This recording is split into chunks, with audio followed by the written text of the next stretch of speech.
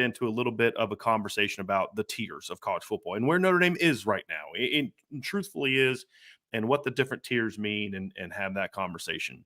But Sean, as we kick off this conversation, you had a chance to listen to my interview with Josh Pate, and it was very eye opening to me. Talking to someone from the South to understand why there's the feelings they are. You and I have had a lot of conversations about why people from the North may have feelings one way or the other about Notre Dame, but just overall, Sean, you and I have had a chance to talk about this privately.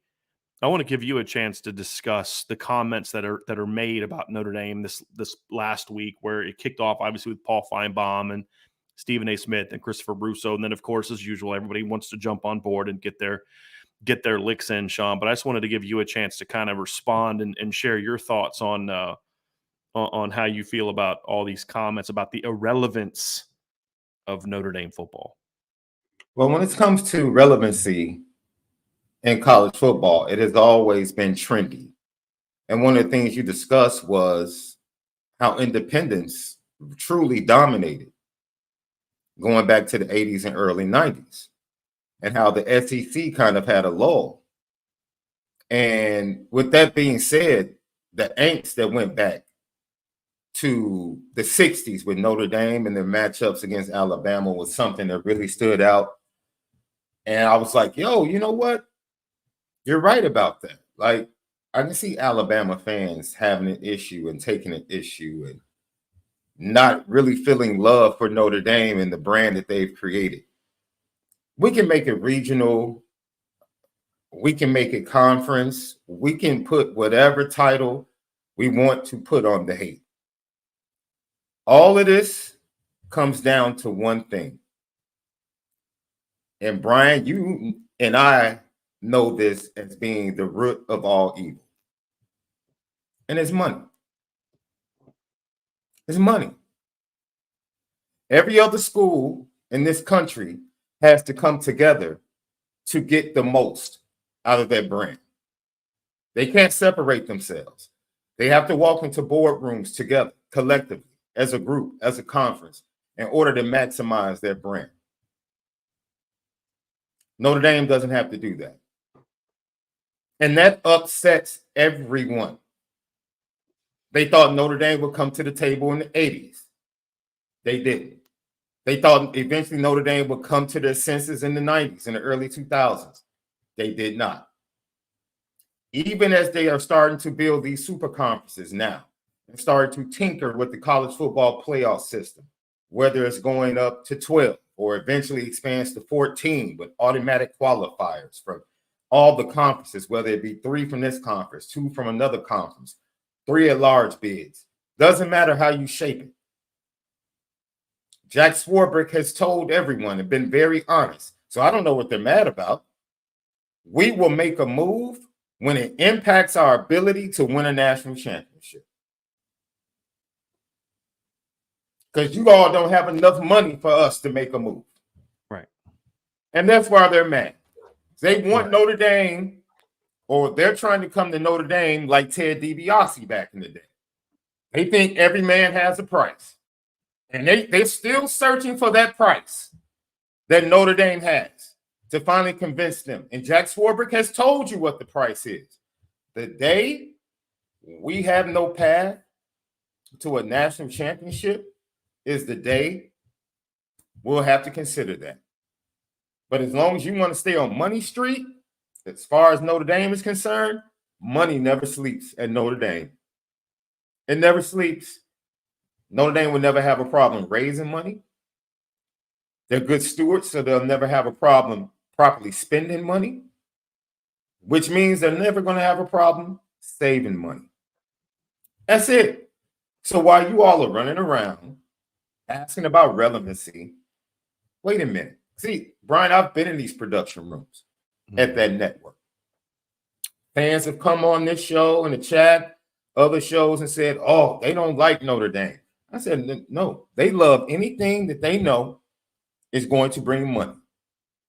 Don't let the public face fool you. Notre Dame was put in Block A, the second part, because they represent money. It's the same reason the Dallas Cowboys are constantly talked about.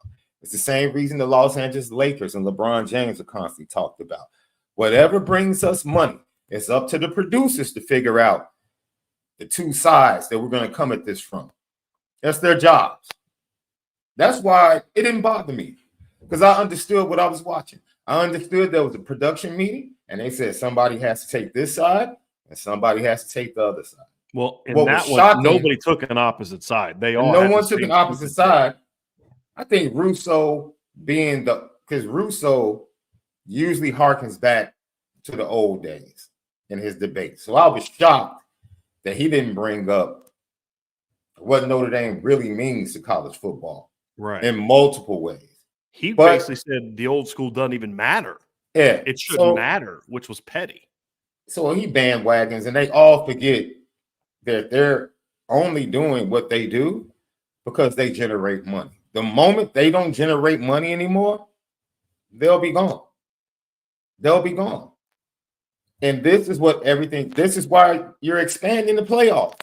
Right. Money. This is why conferences want automatic qualifiers. It's guaranteed money. That's it. They don't care about competition. They don't care about the care about the quality of the game. They definitely don't care about the kids. Absolutely. That's why they're adding 16, 17 game schedules on top of this for 18 and 19 and 20-year-olds. 100%. Absolutely. They would expand. If the game is still healthy in 10 years, Sean. They don't. No. Because they're going to get theirs right now. Yes. That's what it comes down to. Yes. That's what it comes down to. So when you talk about relevancy, it is something that is directly tied into, you have to understand this. What they did and what they said was a clear sign that Notre Dame is relevant. Right. Sean, that's the thing, though. It's like, when was the last time you heard them on the show talking about Iowa State or, you know what I mean? Pitt, Syracuse. No, you can get into that conversation, sure. And that's what's so annoying about it. It just, like, I don't know, maybe I'm just ridiculous and stupid for expecting somebody to care about quality anymore. Like, the whole conversation was just petty. And just like, this isn't like, I could literally get 3 dudes off the street that have never been on a show before, that barely know anything about college football, and they could give me exactly the same level of content we got from those 3 knuckleheads. Yeah. And that's the unfortunate thing. But as I said to Josh, the reality is this is good for Notre Dame. This is why I don't Notre Dame fans, look, there's 2 reactions that you should have, and both of them should involve not engaging in it. Number 1 is ignore it, because they'll stop doing it when it stops making them money and generating clicks and discussion and all that kind of stuff. So it really bothers you, then just don't engage in it. But number 2, you should embrace it, because young people have always been this way. It manifests itself in different ways. They kind of like the idea of the counterculture. And Notre Dame right now is the counterculture to what the rest of college football is. And if you sell it as such, then it's going to be more attractive if the product on the field is good enough to say, hey, we can get to that next step. And the whole conversation about relevance is just, it's stupid. Because now, if you want to have a conversation of saying, hey, Notre Dame should not be considered as an on-field product on the same level as Alabama and Georgia, Ohio State, okay, we can have that conversation. There's some truth to that conversation, because I could say, hey, listen, Notre Dame's been competitive with Ohio State a couple times. They've been competitive with Georgia a couple times. But then you could ask me, your counter would be, well, what's their record against those teams? It's 0-6, but, and then I could give you, this game was close and that game was close and they had a chance to win this one. And you could counter with, but what's their record? And I got nothing for you. We can have that conversation. And that's where Notre Dame still needs to get to as a program. They've got to start winning some of those games. But to then take that and jump off a cliff, of ignorance and say, hey, listen, I'm going to say the dumbest thing possible that doesn't at all speak to this conversation, and say, hey, look, they're not relevant. What are you talking about? They're not relevant. Like, it's just a silly conversation. And the fact that 3 of the biggest names at ESPN were having this long 20-minute conversation about Notre Dame tells me everything I need to know about how stupid your opinion on this subject is. And that's the reality of it. But if Notre Dame is smart, if Marcus Freeman's smart, Chad Bowden's smart, and I believe they are, they're going to relish this stuff. Notre Dame should never push back on this. Embrace the hate, sell the hate. Now, don't suck up to them. I don't want to see that either, but sell it. Hey, there's a reason that they're all against us because they understand what happens to the rest of this sucker. If Notre Dame wins this year, as long as there's no this is the thing. It's like this next year is going to be really fascinating. As long as the Big 12 and the ACC and some of these guys can kind of hang on for a little bit and don't just cower to the Big 10 and the SEC. If a team like Notre Dame or Florida State, especially Notre Dame, goes out and wins it all this year, it completely changes the dynamic, because the reality is those teams can do what they're doing because they do get the most money and because they're winning. That's the reality of it. And so to me, that's Notre Dame has a chance to make some big moves here. But even without that, the fact of the matter is in the last decade, Notre Dame is 6th in all of college football in total wins. 6th. They rank in the top 10 in average recruiting class ranking, if you look at the 247 sports composite ranking. So all these notions of you can't win this, you can't recruit that, you can't do this, you can't do that, is utterly absurd. And if you look at the 10 years prior to Clemson winning their second title, Notre Dame out-recruited Clemson that entire time as well. Clemson has only had, I think, four top 10 classes in the last decade. 3 of those 4 came after they won their second title. They make up the current Clemson team, which has been disappointing. So there's just so many metrics you look at and just say, this is all just silly. There's literally no metric you can use to say that Notre Dame is not relevant or Notre Dame can't win anything. Notre Dame wins a lot. There's 3 teams that Notre Dame hasn't been able to beat in the last decade. 3. That's it. Yeah. Right? I mean, since Brian Kelly was hired, they've beaten Oklahoma. They've beaten Texas. They've beaten Michigan. They've beaten Clemson twice. They've beaten everybody that they've played. Yeah. They've beaten except for Georgia, Alabama, Ohio State. They've beaten LSU twice in the last decade, twice.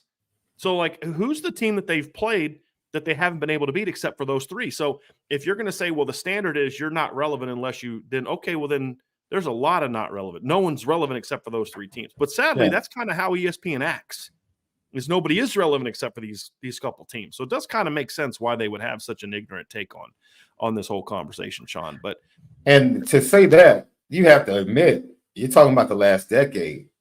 Notre Dame has been one of the most consistent programs in the country. 100%. Now, that's two sides to that, because we both agree that under Marcus Freeman, the recruiting, in our opinions, has gone to the next level. The numbers bear out that he has recruited in his first 2 seasons better than his predecessor at the end of his tenure, right? And the way things were going. So he's elevated the recruiting.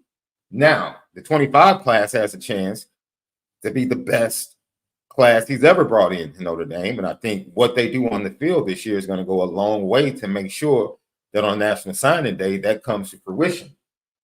Notre Dame is constantly, for the last 10 years, in the top 6 to 7 teams of NFL players. I would venture to say they're one of the top 6 to 7 college football programs over the last decade. Think about that. Notre Dame's success has been very consistent and linear. Very linear. Other teams have ascended.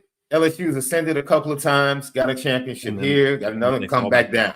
Right. Michigan program has not been better than Notre Dame over the last decade, but people are going to say only over the last 3 years, right? Exactly. Yeah. Oh, last 3 years. Yeah, we're talking about the last decade. Yeah. Who has had the better? What happened after that win? Their coach leaves. They coach lose leaves, everything. Players, so we'll see. Right. We'll see where the program goes over the next 2 to 3 years. Notre Dame is who they are. They are literally, this is who we are. This is who we are. Now, can we get the right coach and staff to take us into the future of college football, to put us in position to be able to go from tier 2 to tier 1. But like you said, Texas is at tier 2 right now. Oklahoma's at tier 2. It's a lot of programs at tier 2, right? Some kid from Texas, I believe, at the combine said that it's a great example going from the Big 12 or opportunity going from the Big 12 to the SEC because they'll finally get a chance to dominate. And I'm like, is this entire world delusional about how college football works? It really is. It really is. What is in the water nowadays when it comes to the landscape of college football? From ESPN down to these kids in Texas that didn't win a darn thing and couldn't beat the Pac-12 champion. Right. It's baffling to me. And for me, I sense panic. Twice, because they also lost to Washington last year. I sense panic, honestly. I really do. Because I think a lot of things are not going the way people anticipated. I think certain conferences anticipated, we're just going to be able to roll in, get these super conferences, and we're going to be able to get what we want. And they walked into that boardroom last week and realized that people are like, no, we're not just about to hand you this TV money, hand you this revenue. Remember, we had a talk. I said, Notre Dame shouldn't even argue about automatic qualifiers. You have it. Wake us up when you start talking about the money. Right.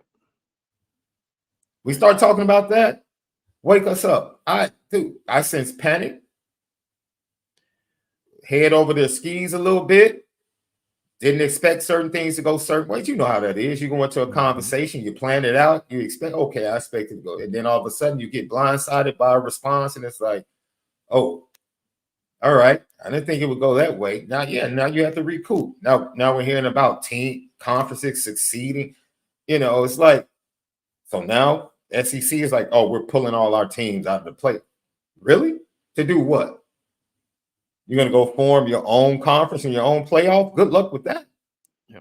Go ahead. It's going to be fascinating to see that, because I know the SEC and the Big Ten are talking tough, but right now the Big Ten, the ESPN wants the entire package when it comes to the playoff. They have that for the next 2 years. Well, the Big Ten is signed with Fox and CBS and NBC.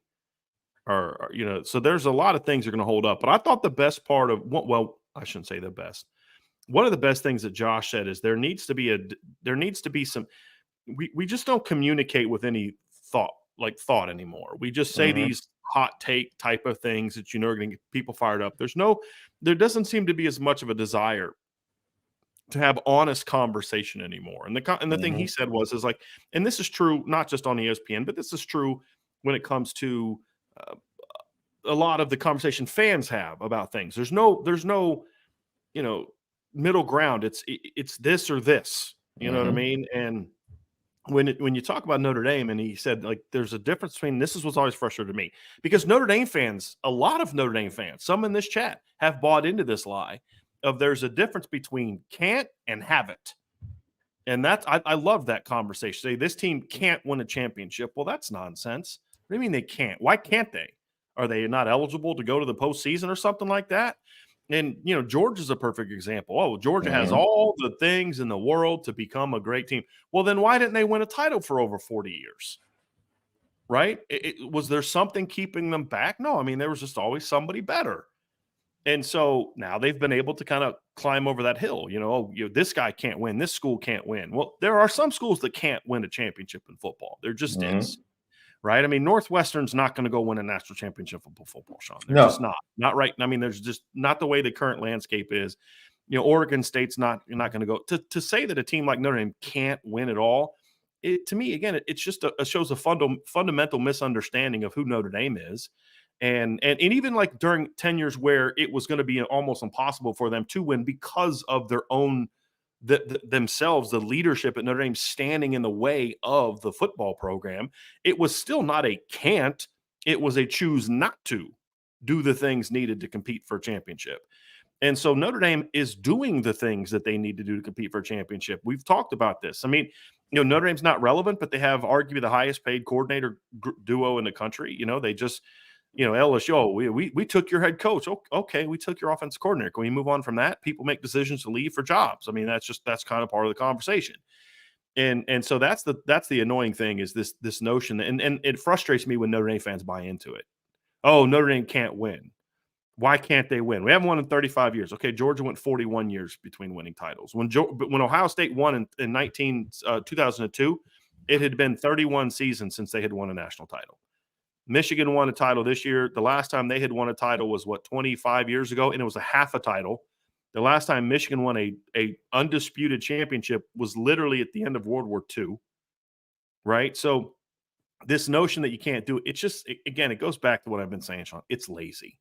There's too much lazy conversation going on among pundits, among fans, and all that type of stuff, and it gets really frustrating. Well, it reeks of the young boy that runs around the playground pulling the young girl's pigtails because he likes it.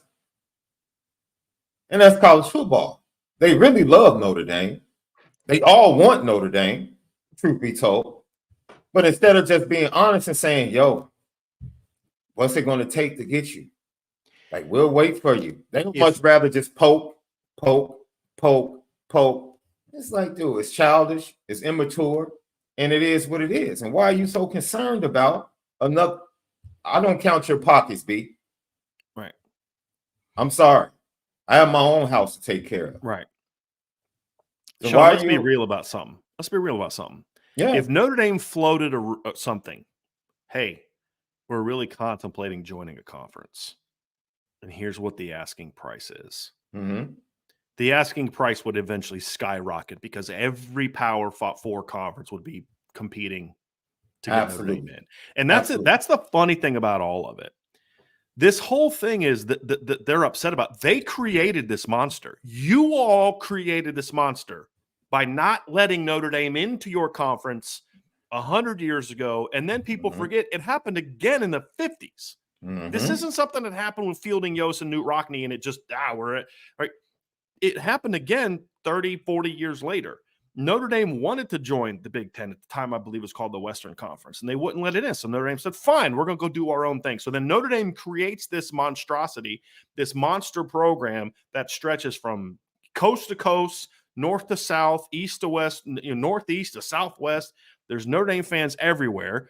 You created this monster. You created this animal, this beast that is the only entity in all of college sports that can have its own network, that can be independent and flourish, right? You created this monster, and now you're jealous of it, and all you do is cry and whine and complain about how, Notre Dame, it's unfair. It's unfair. Why is Notre Dame allowed to be an independent? Well, you guys forced them to be independent. Notre Dame wanted to join a conference, but you said no because of anti-Catholic bigotry. I'm not even a Catholic, and that's not even debatable, right? And so it's just hilarious to me to listen to these people talk about how unfair it is for Notre Dame. And the best part of that conversation, Sean, is listening to those knuckleheads, and I'm trying my best not to say even worse words because I'm trying to be kind today, but to listen to them talk about, well, no, I don't want to hear Notre Dame cry and whine. And I'm like, guys, Notre Dame has already known this. Everyone else that's been paying any remote attention to college football has known that Notre Dame wasn't going to have a bye for 2 years. This isn't new. That was the hilariousness of it. Like, these idiots, I was trying not to say it. I let it slip. These people at ESPN were acting as if Notre Dame not being able to get a bye in the change from 6 to 6 to 5 to 7 was this new thing. Like, oh, how's Notre Dame going to handle this? I'm like, it was negotiated by their AD, and we've all known this for 2 years. That was even the more hilarious part. Like, you guys are so not tuned into the sport you're speaking about right now that you didn't even realize that this has always been the case when the 12-team playoff was agreed to. Notre Dame was never going to get a bye. I don't hear Notre Dame fans complaining. We're not. You guys are talking about it. We're good with it, because what Notre Dame fans should realize, and what I've pointed out, is Notre Dame getting the 5 seed is actually better for their path to the playoff than getting a higher seed, because it almost guarantees them 2 straight games against teams that would be ranked below them in the rankings if Notre Dame was in fact able to have a bye. And so this is good for us. And you idiots, like, don't even see that. And here's what's going to happen. Notre Dame's going to get to the playoff. They're going to win 2 games against inferior opponents. They're going to beat the 12 seed. They're going to play some team that was ranked like 9th that got a bye because they're the 4th highest ranked Power 5 champ or Power 4 champ.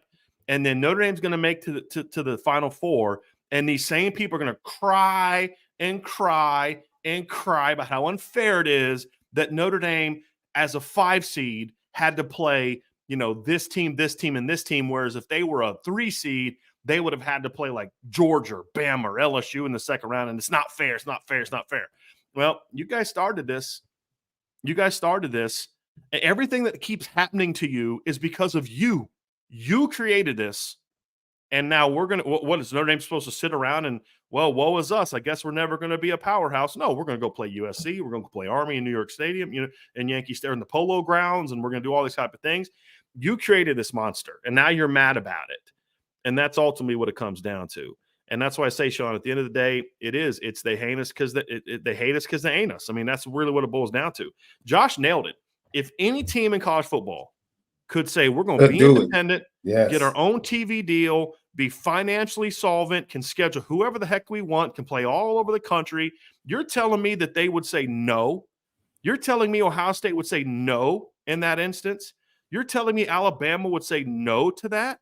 You're telling me Texas, we already know Texas wouldn't say no because Texas already tried this, right? And so that's what it boils down to is how can this school with 8,000 or 9,000 students, this little Catholic school in South Bend, Indiana, actually technically they're in Notre Dame, Indiana. There's some idiot on Twitter the other day talking about, they were saying something's going to happen in Notre Dame, and there's no such thing as Notre Dame, Indiana. And I was like, once again, people that just know nothing have very bold opinions. You ever notice that? Like people that have the dumbest opinions tend to be the loudest to share them. Yeah. There's just so much ignorance when it comes down to it. And if Notre Dame is smart, they will soak it all in and use it all to their advantage. And that's what I don't know, Sean. I don't know Pete Bavacqua. I have no deal what kind of intestinal fortitude he has. Say what you want about Jack Swarbrick. But Jack Swarbrick's intestinal fortitude is why he's been able to ward off a lot of this super conference thing for as long as he did. Because they tried this back in 2011, and Jack was a major, power broker to keep that from happening. Jack Swarbrick has fought and fought and fought to make sure that Notre Dame remained in the place that it has in different places. And now we're gonna, find out if Pete Bavacqua has that. I think honestly, coming from where he comes from, I think one of the things he does have is the fortitude inside of those executive boardrooms. I think he's very familiar with being able to navigate that, especially when it comes to TV deals, revenue, things of that nature.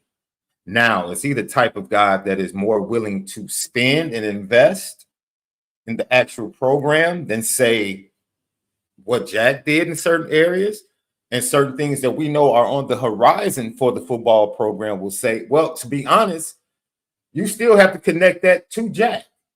That's not just going to be about Pete Bavacqua because he's going to be the one in the seat when those things come to fruition. I want to point this out as well. So I talked to Ryan about this a little bit yesterday. You watch the combine, it's very easy to see. It is as complex as we make sports, football, baseball, and they are layered. You watch Maris Leofow run. You watch Javonte Jean-Baptiste run. And then you watch Dallas Turner run. And you say, there it is. There's the gap. It's very evident. There's the gap Notre Dame has to make up. There it is. Over the last decade, you watch the quarterbacks that have come through Alabama. And you watch the quarterbacks that have come through Notre Dame. And it's very evident. There's the gap. There's the gap, right? And Notre Dame, through development, and you pointed out and talked about it with Josh, how the 25 class in the secondary is being impacted by what? By Kyle Hamilton. Mm-hmm. We expect Cam Hart to run the 4 for us today. Then it'll be Cam Hart. Next year it'll be Ben Morrison. Now you're starting to get first round, second round consistently in the defensive backfield. So now kids are saying Notre Dame's a school I can go to as a safety and a cornerback to be a first round pick. Now you start to close the gap. What's the next stage? Yes, we need a 363 pounder that can run 5'2". That's crazy. That's crazy. I don't know if we've ever had one, but it would be nice to go ahead and get guys like Stephon Tuitt consistently. I mean, Lewis Nix was close. I mean, Lewis Nix was 320, 330, could run around that range. Yeah, certainly. boy, that's 40 more pounds, boy. But you don't need to be 360, right? I was just pointing out. Right. I was just pointing out, and really, I should have just stayed with Alabama and just their long list of defensive tackles that they were able to put in the first round. I could have stayed there. And there's a reason why, kids on the offensive line will say, I'll choose Notre Dame over Alabama. Right. You know why? Because the track record of the offensive linemen from Notre Dame are better in the NFL. And they get drafted in the first round, just like Alabama's offensive linemen. It is literally, we can see. Go watch the combine, and you can see the gap and where Notre Dame has to get to. And that's why, Sean, when we talk about, I was talking with somebody about this last night. If you and I are right about what Marcus Freeman has done on the recruiting trail, you're going to start to see that. Because here's the thing. I'll argue that Drake Bowen is every bit as fast, if not faster, than Marist and J.D. Bertrand and those guys. And I would argue faster. But he's faster at like 6'3", 240. Right? Like, that's the difference. He can run like Jack Kaiser, but he's 3 inches taller and he's 20 pounds heavier, right? Like, that's the difference. And you're going to start to see, in my opinion, the manifestation of Marcus Freeman's recruiting take off, because there is now the Boubacar Traore's, the Bryce Youngs, the Logan Thomases, right? You want to talk about a man who recruits 6'4" DNs that can run 4.4s. Notre Dame just did with Logan Thomas. Like, that's what they just did. Now you got to develop him and put some weight on him and that kind of stuff. But the fact of the matter is, Sean, is you're starting to see that change. But at some point, you've got to kick the door down. And that's where Notre Dame has missed the boat and missed opportunities. And this is why I point back to. This is why I get so mad when I think about the 2015 season. This is why I get so mad when I think about the 2014 or the 2017 season. Because those missed opportunities where you had the roster, like Josh was talking about. He said, Notre Dame hasn't had the perimeter speed in a lot of years. And in this, he was talking about this past year, receiver. He's absolutely right. They had that in 2015. They had the most explosive wide receiver in college football that year. They had one of the most explosive running back rooms in college football that year. They had an athletic quarterback. They had 2 cornerbacks that were going to, that were NFL players in 2015. You had the most explosive linebacker of the last decade in 2015. Like, you had those pieces in place, and that's what made it so frustrating. And so at some point in time, Notre Dame's going to have to take advantage of those opportunities and kick down that door. And it doesn't always mean win it, but you've got to get on that stage, make a run, and then be competitive. And that's what helped Clemson. Clemson showed in 2015, hey, you know what?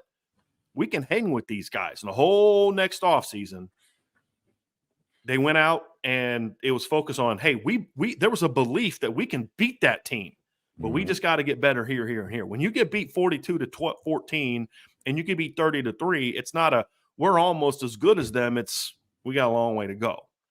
And so they've been closing that gap, but they're at some point in time, they're going to have to kick that door down to some degree. Because right now, and we'll dive into this conversation in a little bit, but to me, that's why Marcus Freeman was a game changer for Notre Dame, potential game changer for Notre Dame. We got to still find out if he can coach at a high level, right? That's going to be a legitimate question. But that was the knock on Kirby his first several years, right? I mean, Josh talked about this. It was great recruiter, but can he coach? And, you think about some of the dumb decisions he made, right? I still think of, what was it, the 2018 champ? It was the 2018 SEC title game. Recalls that ridiculous fake punt when at the midfield and Bama's on punt safe, and they brought Justin Fields on the field, and you're like, what are you doing? Right? But what happened? Kirby learned from that. Yeah. And he kept building his team. This is what we got to get to. Let's build. Let's get better here. We got to get better there. And he built to it. It takes time. No, Dabo took his lumps before he built a championship team. And so that's the situation that you got to find yourself in. They've got to be able to kick down that door at some point in time and not miss the opportunities that are there. And that's where because like you go back to 2012, that team wasn't going to compete. If Manti didn't have the issues he had, I think it's a more competitive game. They still don't win. They still don't win. They have to say a 2018 team that got on that stage, that was not the best Notre Dame team in the last 10 years. No. That was the team that had the best combination of attitude and fundamentals and leadership and all that. But roster wise, that wasn't the best. The team the year before to me had a better roster. The 15 team had a better roster. I've heard people make the case that and this is 2011. Exactly. That team had the roster. Like if that team would have had the leadership and the toughness of the 2012 team, imagine if Notre Dame goes to play Alabama in 2012. And they've got Michael Floyd, Jonas Gray on offense, right? And on defense, you've got Harrison Smith, Darius Fleming, right? I mean, like all of a sudden, hold on a second now. Oh, Robert Blanton, right? I mean, think about that. If that team that in 2011 gets a chance to play in 2012 with the same attitude and character and all that, but there was a missed opportunity because they didn't have football character. And that's what gets so frustrating is because this notion that Notre Dame doesn't have the talent is just like, well, it's not, there's been years where that's true, but that hasn't been consistently true. It hasn't. No. And in 2015, when Notre Dame, I've said this before, in 2015, when Notre Dame and Clemson played each other, Notre Dame had a higher ranked recruiting class in 4 of the 5 years before they played. Facts. Notre Dame recruited better than Clemson as a rankings from going into Clemson's title year. Well, why was Clemson Clemson was a better team? Why? It wasn't just because of the quarterback, because Dabo knew how to recruit to build a team.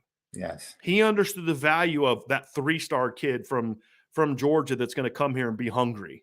He understood the value of, yes, I need my Deshaun Watsons and my Mike Williamses, but I also need my Hunter Renfrows, right? He went out and got Travis Etienne when he was a 3-star kid, and then eventually became hired from some other people. And so that's the thing that you get down to is it's not it.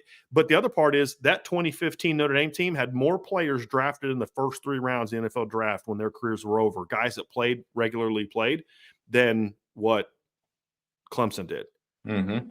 Right? But Clemson was the better team.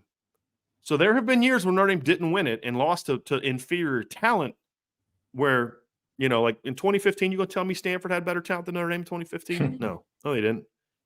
No, they didn't. The only team that Notre Dame played that year that top to bottom had better players than they had was Ohio State in the Fiesta Bowl. That's it. Because that was the best roster in college football that year. They just didn't have the leadership and the right team, and and that team had no business losing to anybody in 2015. Yeah. The 2014 Ohio State team, to me, talent-wise, wasn't as good as the 2015 Ohio State team, but it was a better team. And that's what Notre Dame's going to have to prove, Sean, because the talent excuse, I'm sick of it. It doesn't hold water anymore. But here's the thing: until you go out and shut people up with how you play, it's not going to change. Like Georgia fans, by and large, have a far different view of Notre Dame than Alabama fans for 2 reasons. One, Alabama fans have always been delusional. That's just reality. But Georgia fans saw face-to-face, ate their own eyes twice, that this Notre Dame team is no joke.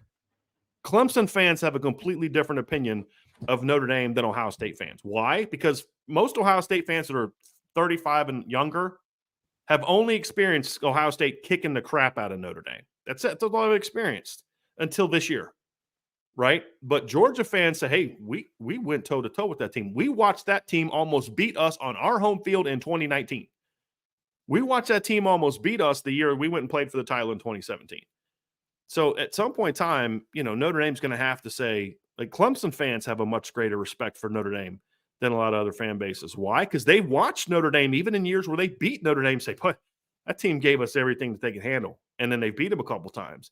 At some point in time, they're going to have to kick down that door on a big picture standpoint, because otherwise, Sean, you're going to keep hearing this. Because what will happen, and what I'm looking forward to, is when Notre Dame does kick down that door, ESPN's not going to say, Notre Dame is great. We love Notre Dame. No, you're going to start seeing the hit pieces come out, right? The tarnished dome and this. Right. And they practice too many hours one week in the summer. And You're going to see all this. All of a sudden, ESPN is going to rediscover investigative journalism the minute Notre Dame gets done celebrating their national championship. You and I both know this to be true. But again, it's like, bring it. Bring it, right? Because then they just look silly. And that's what I'm hopefully looking forward to. But they've got to kick that door down first. Yeah. Because until you can start getting those W's, you're not going to shut people up. You're not going to shut people up at Ohio State because you don't know what beating them is like, right? Michigan shut them up. How? Kick the crap out of them for 3 straight years. That shuts them up. That'll shut them up. Bama fans stopped talking trash about Clemson when Clemson smacked them 2 out of 3 years, right? Like Bama fans stopped talking about Georgia when Georgia said, okay, yeah, you don't own us anymore. And so that's the thing, Sean, is they're going to have to kick down that door at some point in time. And until they do, this is going to be what people say. And the task, as dumb as it is. Something that you talked about as well is how difficult it is. And we talked about this on the previous RTCF show that we did together. Like, winning at Notre Dame is different. No, like, just face it. It's a more difficult task to win at Notre Dame for multiple reasons. And if you win one, like Lou Holtz has done, it will feel like you won 3-4 at Notre Dame. 100%. Because the task is a little bit more difficult as a head coach. Yeah. Every other head, maybe not Ryan Day, because Ryan Day hasn't done it. Urban felt like the CEO at Ohio State. Nick Saban felt like he's the CEO. Heck, he might run the whole entire university, he might have run the entire university. Kirby feels like the CEO. Dabo's not going anywhere. He runs his own ship. It's like, unfortunately, there is no head coach at Notre Dame that will ever get that. They will not be allowed to have that feeling. They just won't. So it's different. And you have to prove that you're worth the investment in Notre Dame from the administration. And in this situation, Marcus Freeman came into one of the most difficult head coaching jobs with 0 head coaching experience and had to learn on the fly how to handle one of the most difficult jobs in all of college football. And won 9 games. I don't have to mention him. You know the quarterbacks he had his first year. No need to mention it. Won 9 games. Came back next year, tried to upgrade. Didn't get the return on investment. Still won 10 games. Should have been 11. Gave the Ohio State game away. Gave it away. And with all of that being said, now we go into year 3. And we're saying there's no way. Marcus Freeman, you can't lose to Texas A&M. You can't. Right. You can't. Right. Expectations are expectations. Like, we're very understanding of the learning curve you had, the coaching staff that might not have been assembled the way you would have assembled it, all the things that were obstacles and the debacle with the OC situation. We understand all of that. Right. The fan base, we weren't blind. We saw it. But now it's getting very close. I don't know if it's at that point, but it's getting very close to put up a shut up time. It's getting really close. Yeah. Well, Sean, go ahead. No, go ahead, buddy. Finish what you're going to say. No, and that for me is what I want Notre Dame fans, and you touch this, to really tap into, because we're getting to a place where, okay, we're about to see it. That door we expect to eventually be kicked down, it should be right around the corner. We should be right on the precipice of it. It should be right there, whether it's 24, 25, it should be right there where we start to see the marked improvement in this program on the field. A lot of people said it in the chat, right? Being relevant, money-wise, journalism-wise is one thing. Being relevant on the field, that is the next step. That's the point I brought up to Josh. People that don't understand the difference between brand power and on-field power, they don't. And that Notre Dame's not relevant. In what capacity? right? Like there was a time when that would have meant something if we were talking about the on-field product. It would have.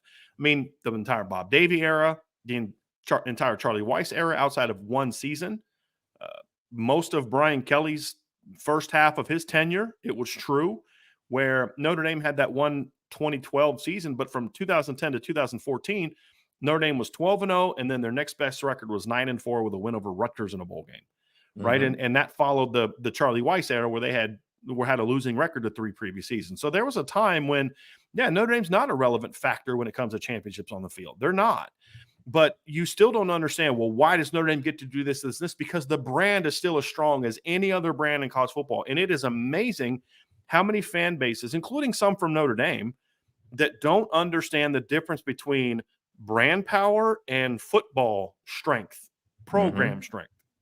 And Notre Dame gets away with what they get away with. And I use that word to give them the term, which I probably shouldn't, because they are still an elite. Like when we're talking about tiers, we're going to talk, the second part of the show is going to talk about tiers. Notre Dame is a tier 2 team on the field. We'll talk about that, but they're absolutely a tier 1 team when it comes to brand power. There's no question about that. And we'll get into that, but we're going to focus more on football. But the reality is, when you talk about who Notre Dame is, this discussion is going to continue to last until Notre Dame does start to change the conversation on the field. And that's what it comes down to. So we're going to get into that tier, Sean. But let's first, before we do, folks, do us a favor. We kind of recovered from a rough start, so I'm glad that we were able to get that Josh Pate interview going.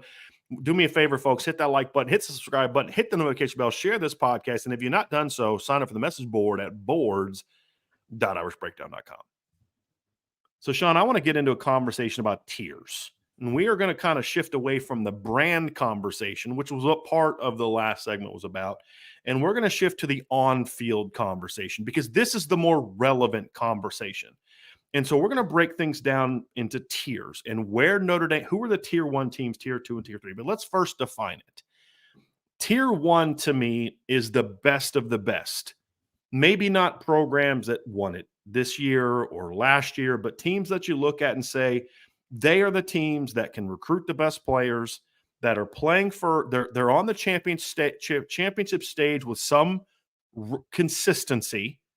And I like to put it at like 5 years to 10 years. So it really goes back 10 years, but the last 5 is the most relevant in this conversation. And the closer you get to this past season, the more those years are going to mean something. So tiers to me it's wins, losses, it's consistency, it's have you been able to get on the championship stage, and are you a program that is positioned to where if you can make some positive moves, you can then jump up to that higher level. And so tier 1, best of the best. Tier 2 to me are teams that are poised to, if they can fix a couple things, they could jump into tier 1 right now. So my tier 2 is not as long of a group as others, because I think there are some programs, and I'll get into it, that are tier 3 that are on the verge of jumping up into the top of tier 2, but they're not there yet. And so we're going to get into that. And of course, as I said, the last 5 years has the most relevance, but the last 10 seasons, so from 2014 to 2023 is really what we're talking about. The playoff era is really where it comes down to. So I'm going to kick things off, Sean, with talking about the tier 1 teams. I think we can both agree that 2 teams for sure are in that tier 1 category right now. Yeah. That is Georgia and Ohio State for sure right now. I think the next 2 teams that I'm going to discuss are more debatable. Well, let's just get Georgia and Ohio State out of the way. Now, I know Ohio State hasn't won a title since 2014, but you're talking about a team that was in the playoff in 2021 or 22, a team that was in the playoff in 2020, a team that was in the playoffs in 2019, a team that, you know what I mean? So like they have been, I think, 5 playoff appearances, and they do have a title in this decade, and they're consistently recruiting top 3 to 4 classes every year. So I think you have to put Ohio State in that conversation. If Ohio State goes out there this year and wins a title, nobody's like, wow, didn't see that coming, right? Like it's about time they finally figured out, how to, right? And then, of course, Georgia, because they have won 2 of the last 3 national titles, and they're recruiting as well as anybody. Bama is the next conversation for me, because I am still going to leave Bama in the tier 1 category, because you've got to prove to me that they're not. Now, losing Saban is obviously a big loss, but you can't dismiss the on-field talent. You can't dismiss the fact that their roster's still pretty good, and you can't ignore the fact that they just hired a head coach who has an exceptional track record as a coach. And you're talking about a guy that's led Washington to a 14-1 record, and then an 11-2 record the year before. So 25-3, taking over a team that went 4-8. Think about that, right? That's an exceptional job. So yes, Bama has gone down a little bit, but I still have them in tier 1, Sean. What would you say to that? See, I agree that they're all in tier 1, but you can be a tier 1 and be at different places, right? Correct. I think that's true. These next two teams are going to talk Ohio about State is at a totally different place within their program, even though they're a tier 1 program. They are not on solid ground right now. With Ryan Day, like, if things don't go right, if he loses to Sharon Moore this year, who knows what could happen with that program? And then they could be in transition similar to Alabama this year, which now goes to a different place in tier 1 than they were previously under Saban. The only really solid foundation in tier 1 right now, I would say, is Georgia. Yes. Just solid foundation where moving forward, that's tier 1. Ohio State is not where Bama is because they still have the same head coach, same leadership. But this is one of those seasons where, and as much as they have invested to make sure that this season is what they need moving forward, it's going to be very interesting to see how it plays out. And I think it will have to be at least 2 years of not meeting expectations to take them out of tier 1. I don't think Ohio State, right? And Alabama. Yeah. Even if Alabama lost 3 games this year, I still wouldn't take them out of tier 1. Let's talk about Ohio State for a second. Mm-hmm. And to me, I agree with your point to a degree. Like, yes, they have to prove it because when we're having the tier conversation next year, you're now outside the 10-year window in which Alabama's won a title. Right now we're talking about them being like Florida State, meaning like right now Florida State's their championship from 13 is now out of that 10-year window. So that doesn't carry a whole lot of weight for me with where Florida State is. Where 5 years ago, I'd have still had Florida State tier 1, even though they were having a couple rough years because they had been in the playoff in 14. They had won a title in 13, like they can, those type of things. But then a couple coaches came and really tore them down. Ohio State to me is still solidly in tier 1 because of number one, they still recruit as well as anybody. And when your down season is 11-2 and people are talking about firing you after you've gone 11-2 in back-to-back years, that tells me everything I need to know about where you are as a program. It tells me your bar is set as high as anybody not named Bama. That's basically what that tells me. Now, yes, if Ohio State takes a couple steps back, then they could fall out of tier 1. So for me, Ohio State this year, you got to do 2 things, in my opinion, to kind of get back to not get back to, but to solidify that tier 1 is here to stay. It's not necessarily have to win a title because I don't think you have to win a title to be in tier 1. It comes down to you have to beat Michigan. You have to reestablish dominance in that rivalry. And number 2, you've got to make a little bit of a run in the playoff. That if they like, and that means, okay, let's say they win the Big Ten and they win the quarterfinal game, get back to the semifinals, they're in. Like, to me, they're good. If they don't win the Big Ten for whatever, ties, I mean, they could not win the Big Ten and, be 12-0, not, lose the Big Ten title game and then not get a first round bye.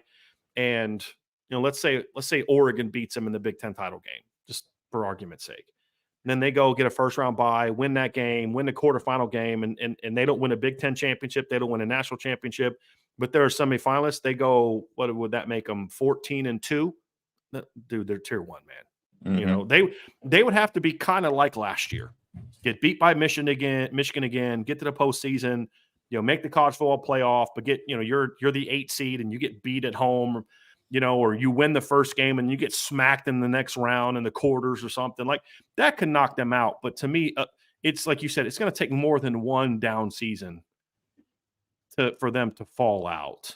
And it would have to also include you're starting to see some cracks in the recruiting armor as well for them to be out. Bama, the same thing for me. Let me see Kalen DeBoer put a recruiting class together before I start talking about how he can't recruit in the South. Like, okay, well, let me just see how he does first. Let me see the first class he puts together first. Let me see the on-field product. Like, I'm laughing at all these people talking about Alabama's going to go 8-4 this year, 8-4 this year, 8-4 this year. And I'm like, you guys are nuts. Like, this, yes, they lost this guy. And I'm like, guys, they're just going to step some new other dude right into that conversation. And that, it's going to be tough losing Caleb Downs. Yeah, it sucks losing Caleb Downs.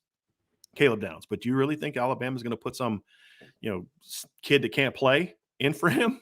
They're still going to be able to play. Yeah. So I just have to see Alabama not win to go there. And I'm going to be a little hypocritical in this conversation because with another team, but I'll explain why in a little bit. So those three teams to me, here's my fourth team that I still have in the top five, in the top tier, Sean, and that's Clemson. Now, I think Clemson is the most debatable team to be on here, but I'm going to point to it again. When you're talking about going 10-3 and 9-4 in back-to-back years, and you're still consistently winning your conference, and you're a team that's been in the college football playoff twice in the last 5 years, and you're still a team that's recruiting at a high level most years, to me, you're still there, because the reason I say that is Clemson is a year away from falling out of tier one. If they go out this year, lose to Georgia, continue to not be like kind of that team, they look more like they had the last couple of years, then I'll drop them out. But they're still close enough to being that kind of team, and I really like the recruiting class they brought in. Like, everybody's, Dabo can't recruit. I'm like, did you guys actually look at the class he brought in, or did you just look at where it was ranked? Because if you actually look at the class he's brought in, he's getting back to bringing in, landing pretty good quarterbacks. He got Chris Vizina last year. He's got Blake Hebert coming in. Like, he's starting to get back to recruiting at that level, but now he's got to prove that he can do it on the field. He's going to have to figure out a way to beat Florida State at some point in time here coming up soon. You know what I mean? Like, but I'm not ready to drop Clemson out yet, Sean, but I will say this. They're hanging on to tier one by a thread, in my opinion. I can see that based upon recent history. I can see that. 2 titles in the last 10 years. Still, that's what I'm saying. That could be a similar path that Ohio State could be on if things go a certain way in the next 2 years, right? And so, I mean, we're familiar with their recruiting class. Heck, Khalil Barnes and the way he played in the second half for them, a kid that Notre Dame was recruiting. Like, they can coach, and they seem to have learned, or he seemed to have gotten back to some sense of what he wants, right? Because I think he went through a trial and error of, okay, college football is changing. I don't want to change at the core of my program, but I still have to learn the things on the fringes that I might have to change, right? And it's the little foxes, right, that eat at the vine, right? And it's amazing when you talk about that within programs. The fragility of college football programs is it can be leadership. It could be, choosing this kid and recruiting at this position over that kid.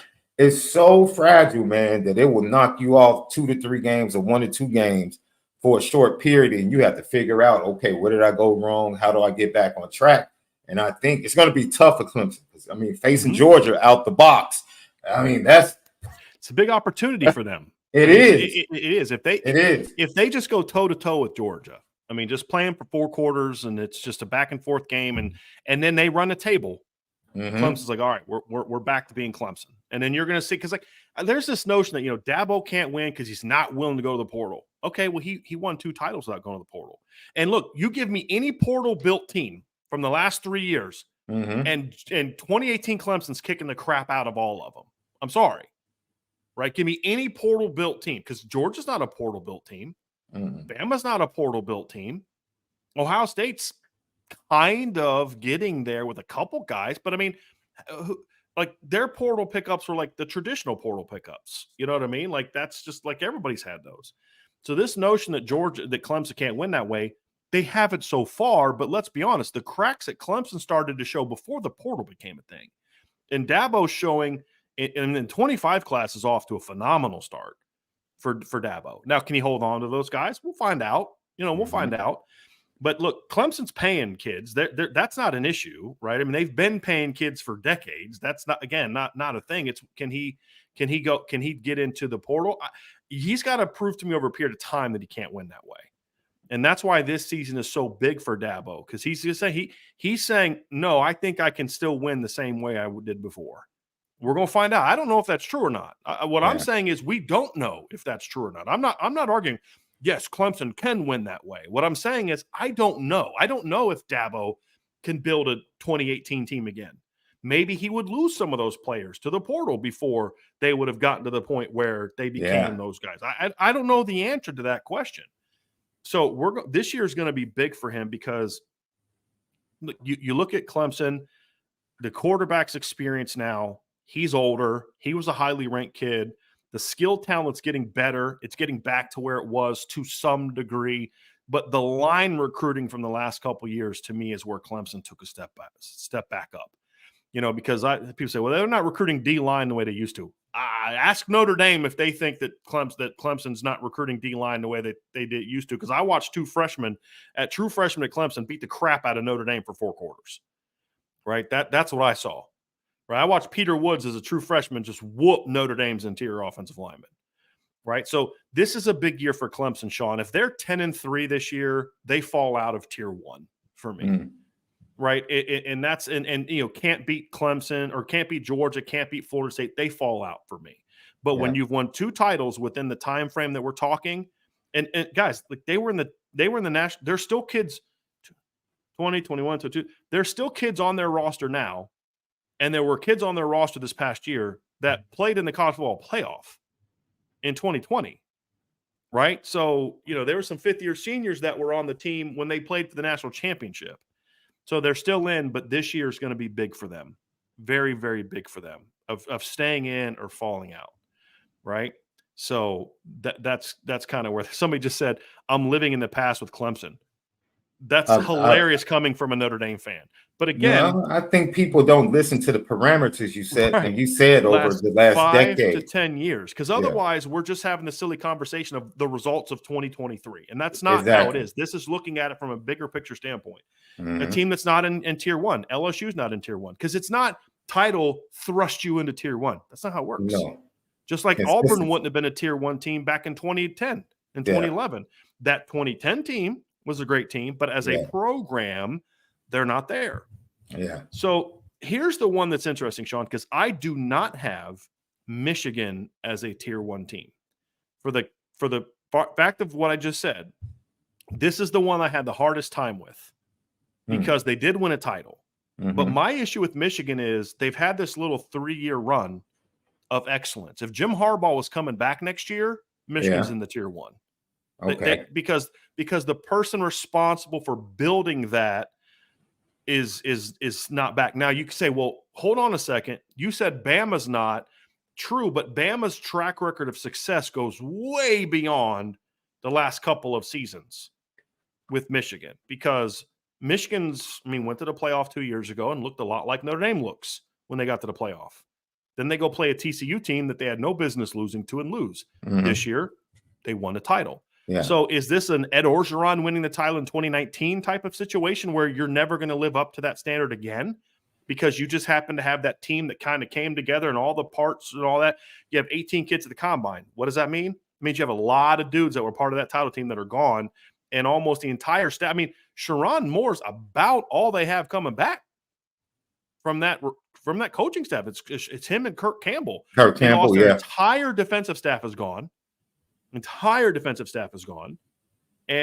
Jim Harbaugh's gone. So because of that, I dropped Michigan down to tier 2 because of how short the time span of their dominance was. Sean, that's why. Because, 2020, when Clemson's playing for a championship, Michigan's going 2-5 and ducking out of the Ohio State game. Right. Yeah. So last 3 years, 2019, Michigan was getting their butt kicked by Ohio State again. Yeah. 2018, Notre Dame and Ohio State both beat, right? So I think you could make a case for Michigan being number 1. If someone in the chat says Michigan should be number 1 because of the last 3 years, okay, I'm not going to tell you you're wrong. I just feel like if we're talking 5 to 10 is the range, right? With most recent being in there, the most recent definitely makes a case for Michigan to be in, no doubt.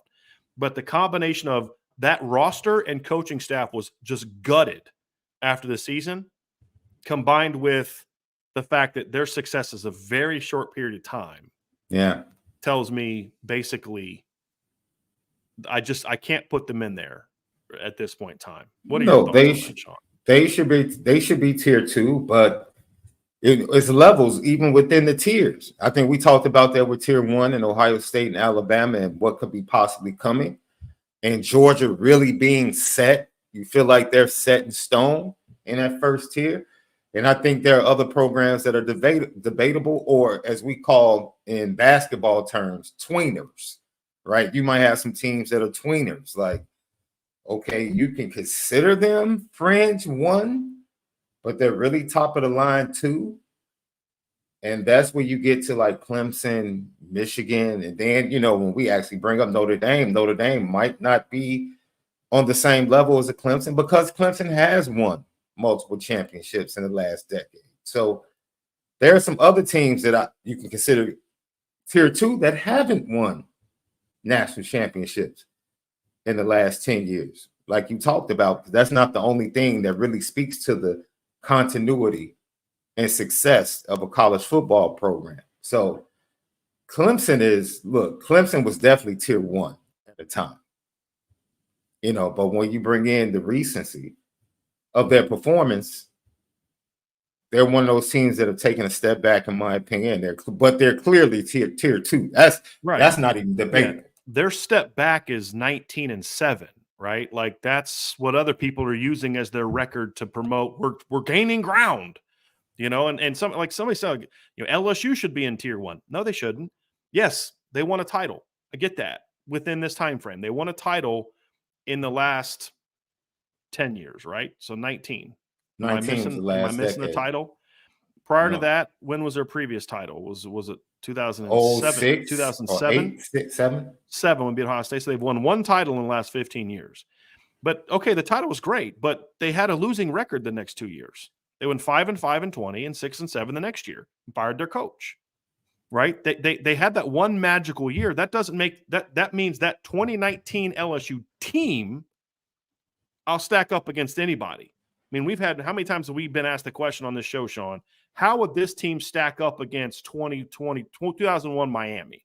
I mean, that'd be a heck of a game. If you have a team that I'm stacking up against Miami 2001, that's a heck of a team. But that team was surrounded by a lot of mediocrity to bad.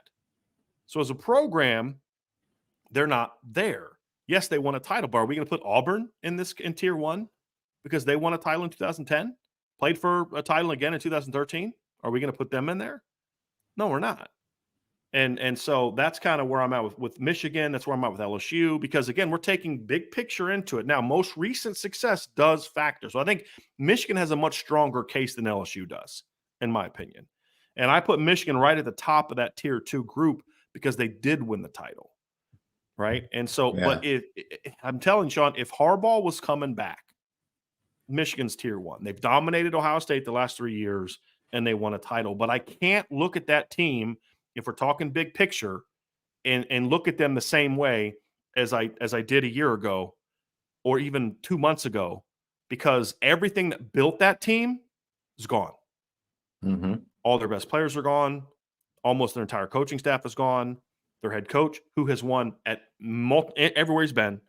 Like, can Sherrone Moore win there? Sure, he can. I've said before, I'm not going to ever doubt Sherrone Moore again because he made me look so bad when I said, you hired that guy's your offensive line coach? That's silly, But the fact is Sherrone Moore, like Marcus Freeman, has not proven he can win as a head football coach.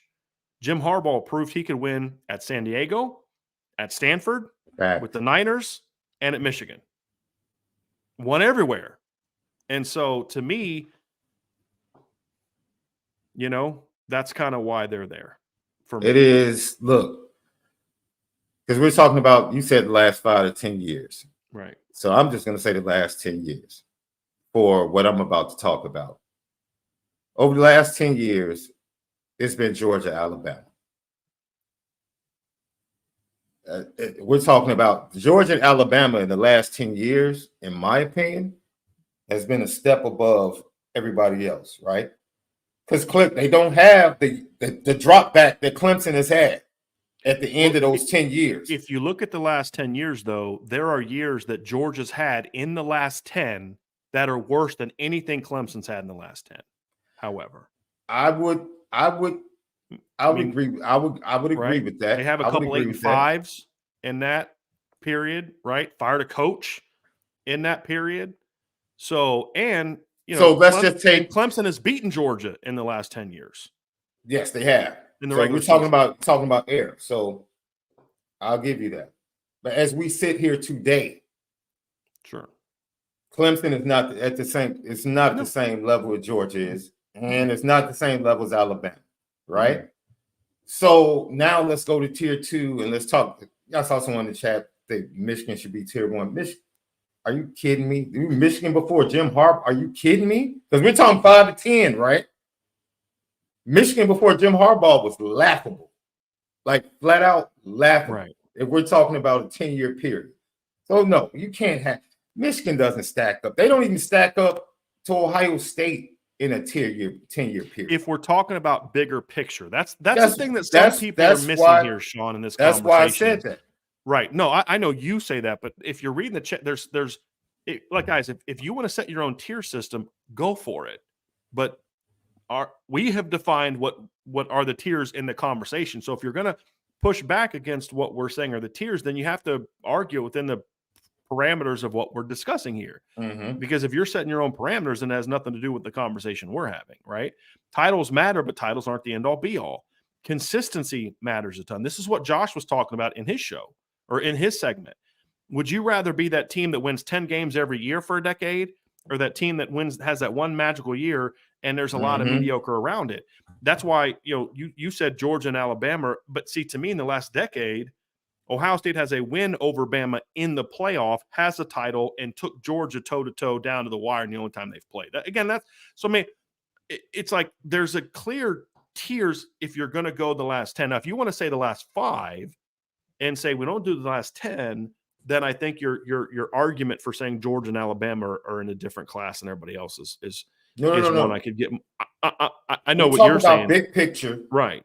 And then I'm talking about people in the chat, Sean. Yeah, no. I want everybody to understand what we're saying. You talk about big picture, which is we set the parameters 5 to 10, but you still have to have a nuance of within these tiers, where do they fit or sit today? Right.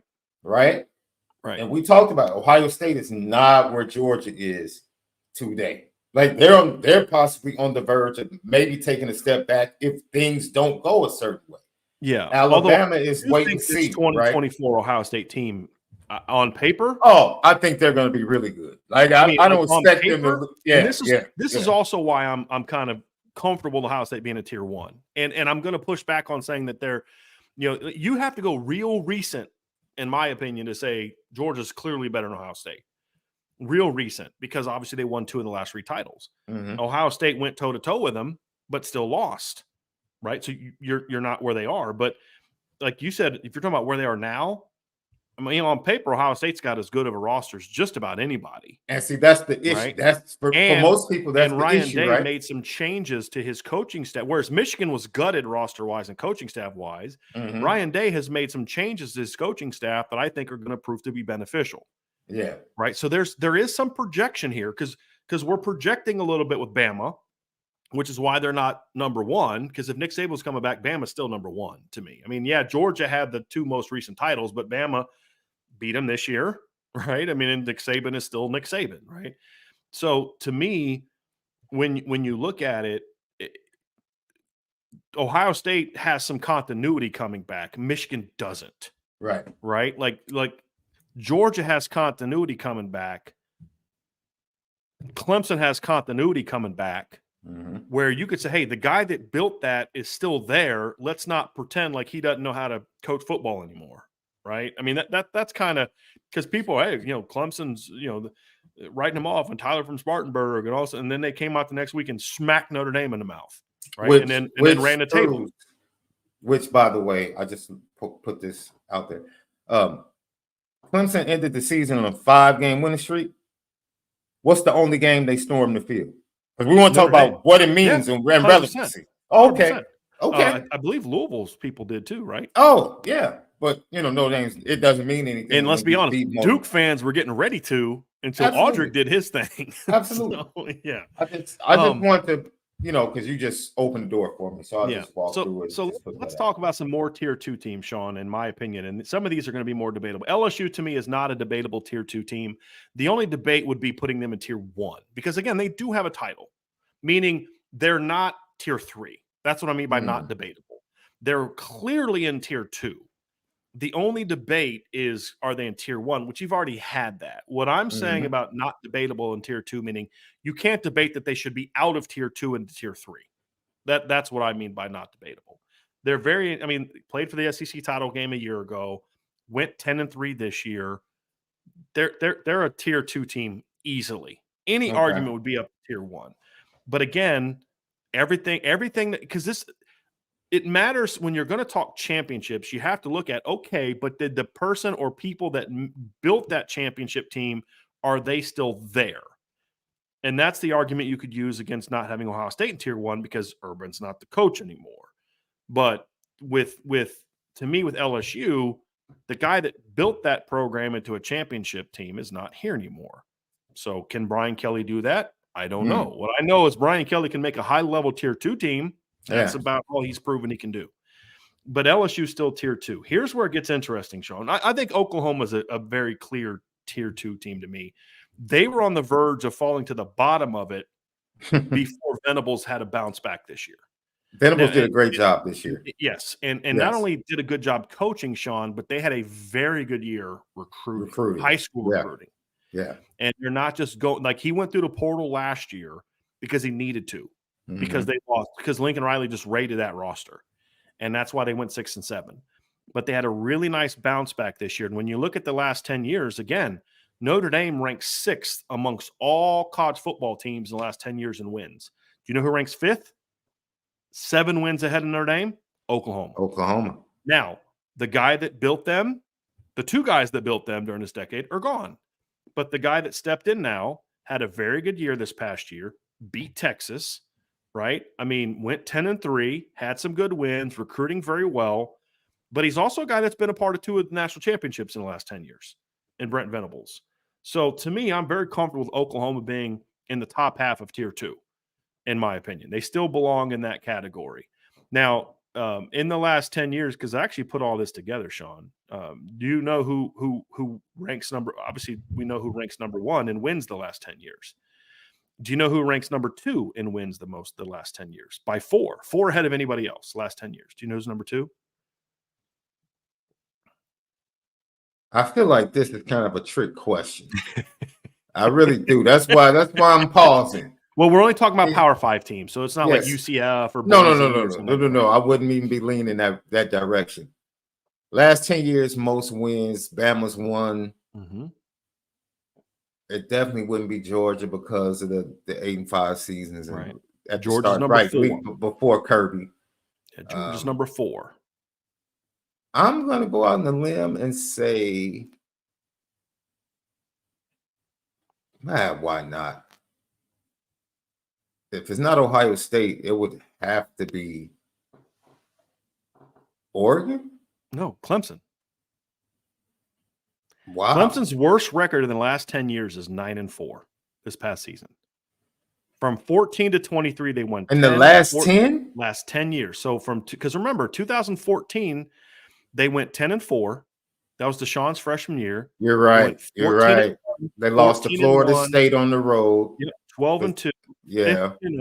14-1, 10-2, 10-3, 11-2, and then 9-4. Right. So like everybody's talking about how down Clemson is and everything. And I'm like, okay, like they are not that far removed from an 11-win season. Like 2 years ago, Clemson had an 11-win season. Right. Are we going to just ignore that? They went 11-3, excuse me. Right. Like in the last 10 years, Clemson's lowest ranking was this year, which was 20th. That was their lowest ranking. So yeah, the last 10 years, their worst record is 9-4. They've won. You know what's different? Now I'll say this. one thing to consider, Ohio State would probably be tied with them or only one behind if it wasn't for 2020.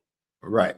Because Right. Ohio State only played 8 games. They only played 8 Clemson games. played 12. So that definitely Correct. plays into it. And that definitely, look, I just don't believe in Cade Klubnik. I'm gonna be honest. I just don't. I don't. And this has been back to back. DJ Cade is like, I don't. Very fair. Very fair. I mean, look, your opinion of Cade Klubnik is going to have a lot to do with where you see the trajectory of Clemson happening. Absolutely. Very fair. Absolutely. Very fair. It's the same thing we apply to Notre Dame. Right. And the trajectory of Notre Dame moving forward. The quarterback is going to matter. Still their head coach, then this is a no-brainer. They're out.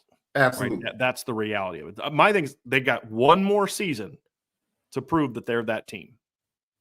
And if they can't do it this year, then yes, I'm willing to drop them out.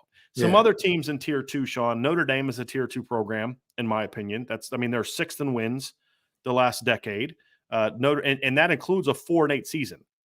So since 2014, Notre Dame was 8-5, 10-3, 4-8, 10-3, 12-1, 11-2, 10-2, 11-2, 9-4, 10-3.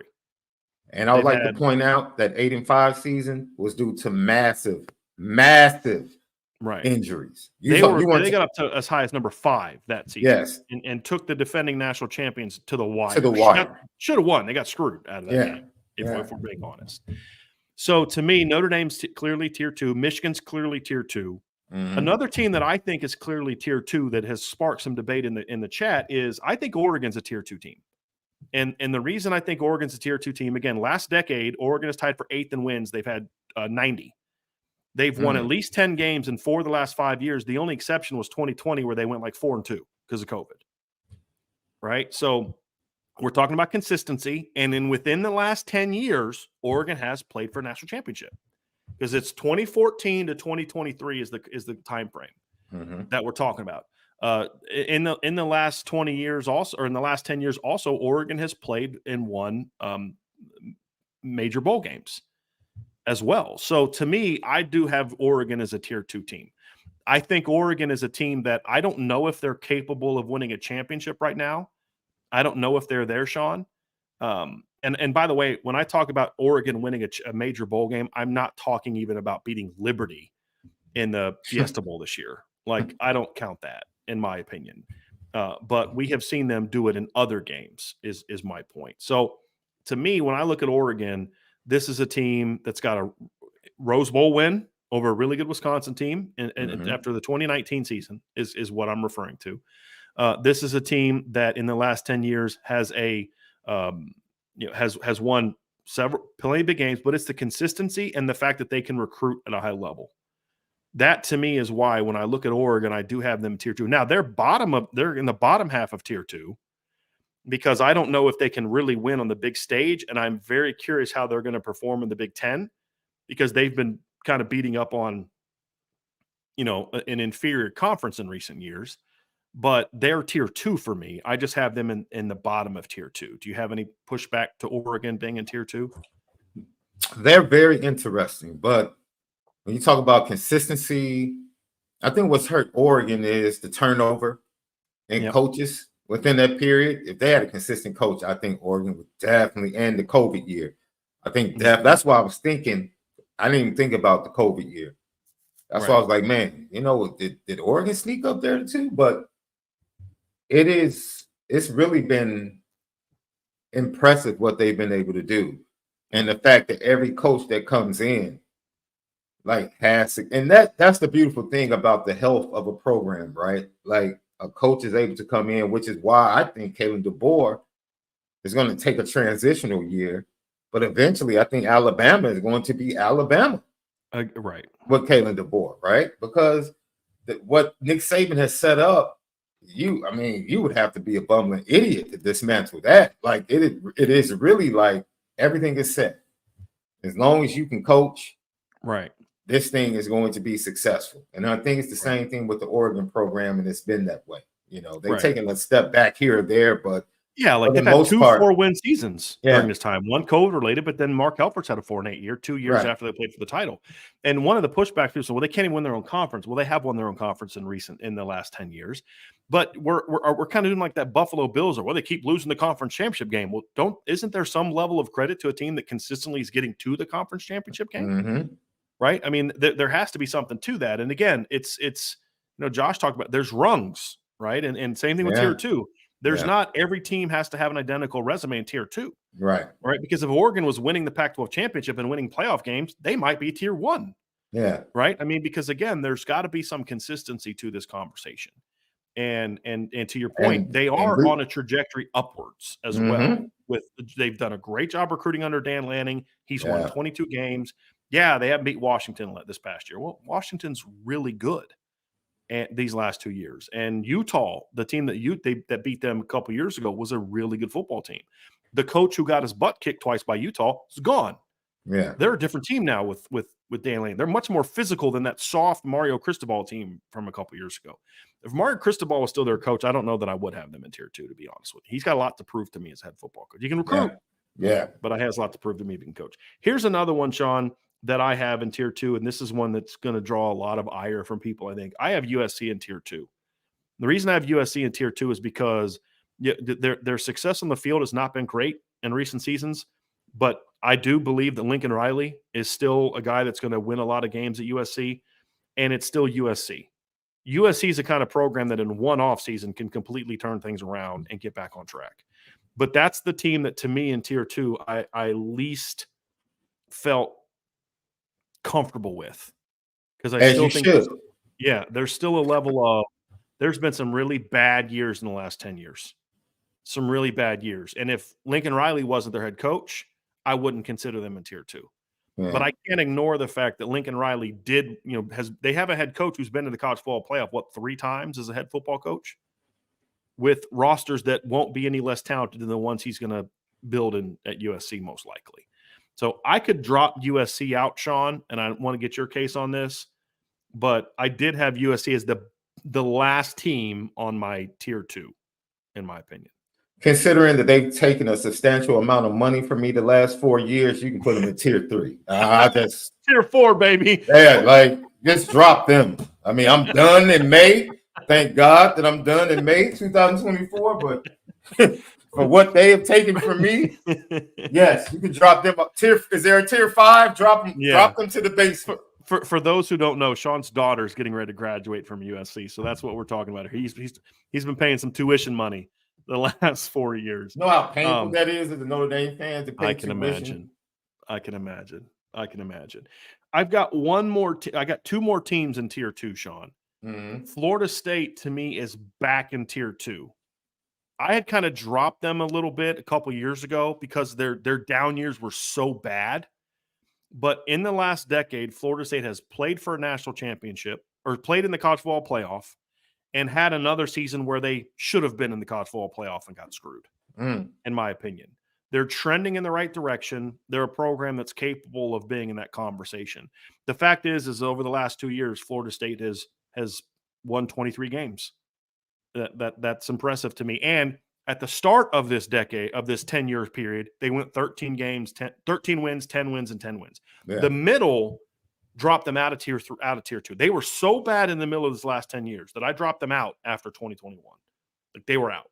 Like, they were bad. I mean, you're talking about a stretch for the Seminoles where they won 7, 5, 6, 2, and 5 games. Right now, the 2 was the COVID year because they had a lot of games canceled and during that COVID year. But 7, 5, 6, 2, and 5 is a bad stretch. Yeah. But it's bookend by 13, 10, and 10, and 10 and 13. So they're to me, USC and Florida State are the bottom 2 teams in my tier 2. Well, you're being I think real both generous you can make today. a case for dropping them both. And has been treating you well, boy, because you're being real nice today, your team. You're being really nice. Well, I have 8 teams in tier 2, and so it's like there's some other teams we could argue that I have in tier 3. We'll get to, but let me give my last team and we'll wrap this up, Sean. And you tell me who you think should be in tier 2 that I don't have, or that should be out. My last team in tier 2 this is the one that pains me a little bit, is Penn State. And the reason I say Penn State is because, look, there's been a level of consistency here. They had the decade began with 7 wins each because they're coming, with Bill O'Brien and coming out of that. But since then, they've won 11, 11, 9, 11, 4 during the COVID year, only played 5 or 6 games, 7, 11, and 10. There's been a level of consistency there with Penn State. Yeah. And the fact is they've won the Cotton Bowl. They've played in some major bowl games. And their recruiting the last few years is trending up. And I also love what he did this offseason. Like, I really think Penn State and Ohio State had 2 of the better off seasons from a coaching change standpoint outside of what Notre Dame did, right? Because we obviously know what Notre Dame did. But that's why I have Penn State there in that category. Because I think Penn State is kicking on the door. They remind me a lot, not from a national championship standpoint, but really doing some damage. They remind me a lot of Georgia pre-2021. Like, man, that's a talented team, but that coach can't get out of his own way, man, in those big games, right? And that's how James Franklin is. But we've sat here and said, how many years have we said that Penn State roster's loaded? It's just James Franklin's going to find a way to screw it up. That's kind of been what the conversation's been, right? So I have Penn State tier 2, Penn State, USC. Oh, I'm sorry. I also have Texas in tier 2, mainly because of this past season and my faith in Sark. But those are the 4 bottom teams for me: USC, Texas, Florida State, and Penn State. And I think you can make a case for all of them to not be in tier 2. But if you do that, that means there's only 4 teams in tier 2. So that's kind of why I expanded a little bit. So Notre Dame solid, LSU solid, Oregon solid, Oklahoma solid in tier 2. The 4 questionable ones: Florida State, Texas, USC, and Penn State. So what say you, Mr. Davis? I have to look at it because you said the last decade. Right. And Texas does not have a case to be in on. Florida State is one I know I wouldn't put in quite yet. Not quite yet. And I know we went back 10 years, so that would include 14 to 23. That includes that first playoff team where they got destroyed by Oregon. But they still made the college football playoff. Right. So, just without really digging Florida State and USC, and I think it's just some of the things that have transpired with USC, which has been a lot of drama, especially surrounding coaches and coaching hires and AD hires and things of that nature. The other 2, Penn State, I just don't like James Franklin as an in-game coach. I get that. But I understand from a recruiting standpoint, talent standpoint, and you literally can say they're very similar to Notre Dame. Like, if they can just get the quarterback right, right. Penn State, they won, like you said, Cotton Bowl. I think they've won a couple of Rose Bowls, if I'm not mistaken. They won. Let me go. They won. I know they won in the last 10 years. I think so. Yeah. I think they won a couple of Rose Bowls. I know they lost to USC. No, they lost to USC, but they just won a Rose Bowl in 2022. Utah in the Rose Bowl 2 years ago, and then they won the Fiesta Bowl in 2017. Right, they lost to USC in the Super Bowl. Now, somebody asked, do New Year's 6 games count? Like, are they're not? You don't have to have a New Year's 6 win to be in tier 2, but it's just part of the resume. It adds to the resume if you have it, right? Because Notre Dame doesn't have one. Penn State does have one, which is something that kind of overcomes some of the other issues they've had. But to your point, Sean, James Franklin took over in 2014 and went 7-6 his first 2 years. Since then, he's played in the Rose Bowl twice. He's 1-1. And that game that they lost was a phenomenal game. Really good USC team. Yeah. They won the Fiesta Bowl. They won the Cotton Bowl. They won the Rose Bowl. They've had 4 top 10 finishes.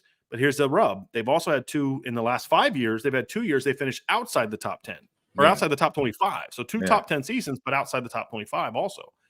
So to me, but here's the other reason. Penn State's got a lot of wins over Michigan the last 10 years. And they've got Ohio State in the last 10 years.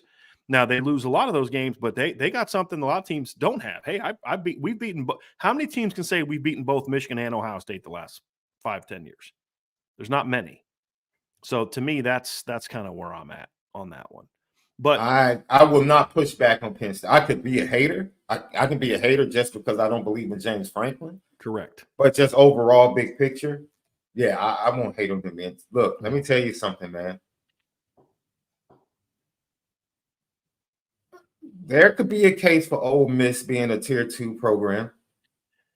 Yes, because I have them in tier 3, Sean. State your case, because that's an interesting one. If you're looking at it, if we go back 10 years, I understand there will be some times where you say, no, but where they are now and the vibe around the program now, I would have no problem with anyone feeling like Ole Miss is a tier 2 program, where Lane Kiffin has the program like right now, where they've come from over the last 5 years to the point they're at today. I would be willing to listen to somebody state that case, and I would really contemplate it. I wouldn't just automatically push back. I would contemplate it. That's a team that I would say, okay. Obviously, the win over Penn State in the bowl game this year helps, right? Won 11 games. Here's why Ole Miss is not in it for me. So first, let me pull up Lane Kiffin. The Matt Luke years were a problem for me, obviously, right in between Lane Kiffin and Hugh Freeze. But here's my issue with Lane. Lane's been at Ole Miss since 2020, so he's got 4 seasons. He's got a 10-3 win, a 10-3 season where they lost the Sugar Bowl. That was 2021. They got beat by Baylor by 2 touchdowns. And then this past year, they beat Penn State in the Peach Bowl. That's a big win. That's a New Year's 6 win. They lost the Texas Bowl and then also won the Outback Bowl his first year to go 5-5. They beat Indiana by 6. My issue with Lane is this: 10-3, 11-2, both very good. But he's been so schizophrenic. 5-5 in year 1, 10-3 the next year, lose the Sugar, then you're unranked the next year, go 8-5, and then you're back in the top 10. So he hasn't proven to me that he can be that guy. In the last 10 years, Ole Miss has had only three seasons with 10 or more wins. Now, to your point, 2 of those 3 are in the last 3 years. Mm-hmm. Right? Now, I will say this. If Ole Miss builds on what they've done this offseason, with all the portal additions and all, and on top of going 11-2, then I'll be willing to say next year I'm gonna throw them in there. But when you're talking about a team that in the last, let's say, 8 years has won 5, 6, 5, 4, 5, and 8 games, and only has 2 seasons of 10 or more wins, and has spent some time on probation, then they got to prove it to me. They're the antithesis of Clemson.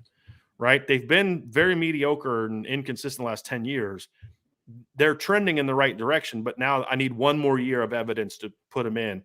Whereas, like Clemson's been trending in a great direction, but they're down a little bit. They've got one more season to prove they belong. So that's why Ole Miss was at the top. There's 2 teams that I had at the top of my tier 3, Sean. Ole Miss and Tennessee. Because I like the direction both are going, and I think they both have head coaches that I have a level of faith in that can kind of take them to that level. But they're not in tier 2 for me just yet as a program. No. And there's for the record, there's 4 for everybody. There's 4 tiers essentially. There's 1, 2, 3, and then everybody else. And the lower the tier, the more teams that are going to be in it. So I had 4 in tier 1, 8 in tier 2, or 9 in tier 2. Excuse me, because I forgot about Michigan. So that's where I'm at. And then obviously even more in tier 3. I would another team, I wouldn't be mad if someone, because I can hear someone from the West Coast saying, yo, what about Utah? Yes. I really could. And I would sit there and I would really give it thought. Like, the continuity, the success, the Pac-12 champions. They've been a thorn in the side to the big programs there in the Pac-12. So let's give their resume, Sean. Last 10 years, Utah ranks 15th in wins. It's pretty good. They have a 3-win season, which has to be asterisk because it was the COVID year. Mm-hmm. Outside the COVID year, they've won 9, 10, 9, 7, 9, 11, 3, 10, 10, and 8. Here's why I have them in tier 3. All of their success has been built on what they've done in their own league. Utah is a team that has not had the success I think you need outside of your league. So like Clemson, for example, yes, they've dominated the ACC, But Clemson has beaten Ohio State they've beaten Bama, they've beaten Georgia, they've beaten Notre Dame, they've beaten everybody, right? So they've got that case. Mm-hmm. When I look at Utah, they have been great in the Pac-12, but since 2014, they're 4-5 in bowl games, right? Like all their success is built around being good in their league, and they just haven't been as good, honestly, outside of their league in most Mm-hmm. years when they play good teams. And so that's the reason that I push back a little bit on them. Now, they do have a win over Michigan at the beginning of this whole thing back in 2014, but that was pre-Jim Harbaugh Michigan. That was a Brady Hoke Michigan team. That was a bad Michigan team. Mm-hmm. So Notre Dame beat that Michigan team 31-0, if you remember, right? But they just haven't been good enough outside of their league. And I think to be that tier 2 team, you've got to be a tier 2 team. To me, is also, these are teams that if they can push this button, this button, this button, they can consistently beat or play with tier 1 teams. Mm-hmm. Utah, to me, is just a really good regional team. That's what they are. They're a really good regional team. If you're going to make a case for a West Coast team, I think the team that could maybe have the better argument would be Washington. And if Washington hadn't lost Kalen DeBoer, they're solidly in tier 2 for me, because Washington is a team that in the last 10 years would have 5 double-digit win seasons. Mm-hmm. And here's the thing, people forget, Washington has 2 playoff appearances. Yeah. Washington been in the playoff twice. Lost to Alabama. Right. In a close game. Right. It was a competitive game for a while. Yeah. Yeah. And then obviously won a playoff game this year and beat Texas. So yeah. I think Washington's another one that if they hadn't lost their coaching staff, they're solidly in tier 2 for me. Mm-hmm. But because their team just got gutted, it's like, okay, they're still a team that had a back-to-back years of 3 wins and 4 wins. Obviously, the 3-win season was the COVID year, but then the next year they won 4 games. The guy that built them back the last couple of years is gone. And I mean, Chris Peterson, they've had 2 elite coaches during the last 10 years, in my opinion. Chris Peterson and Kalen DeBoer. Yeah, Jed Fish did a nice job this year at Oregon, but he's got a lot more he's got to prove to me before I'm ready to say Jed Fish is going to keep this baby rolling at Washington. That's why I don't have them in tier 2, Sean, for now. So with a program like that, is it just merely because the coach left? Because, I mean, the program is the program. I mean, Jed Fish is a pretty good coach. So, I mean. Here's why I say that, Sean. Washington is one of those places that is dependent upon having a good coach. Right. Same with Notre Dame. If you're not the right guy, because if you look at it, Peterson did very well. DeBoer did very well. Sark, mediocre at Washington. Very mediocre at Washington. Tywone Willingham was a disaster at Washington. Jimmy Lake was a disaster at Washington. Right? So they've had 2 great coaches that have had success, and then everybody else was mediocre. That's why Florida's in tier 3 for me. If you look at the last 50 years, Florida's been good twice. The Steve Spurrier era and the Urban Meyer era. They've been mediocre to bad most of the time. Galen Hall had a couple years here and there in the 80s with like Emmitt Smith and some of those guys, but like they haven't been that kind of team. Washington, to me, has been very, very mediocre outside of the short stint of Chris Peterson and then the Kalen DeBoer era. So, like, to me, the program was hyped up by 2 elite coaches that coach them beyond what I think their program is consistently capable of doing, if that makes sense. Now, if Jed Fish goes out there and wins 10 games this year and goes 9-3 in the regular season, 10-3 overall, then we can kind of have that conversation, right? And so, that's where we'll be. But I just think the fact that roster got gutted, and this is a team that 2 years ago was 4-8, it's like, okay, who really is Washington? Is it Kalen DeBoer built them, and Fish is going to keep them rolling? Or is it they just kind of had that magical couple years with an elite coach who's now gone? So I put a lot of that on Hall of Fame coach that built them to a playoff team the first time and an elite coach now. That's kind of where I'm at. Okay, so we have Utah, and this is not me saying this is who I would put in tier 2. You asked me who would I put up, what teams would I put up to say, okay, let's have a debate about this.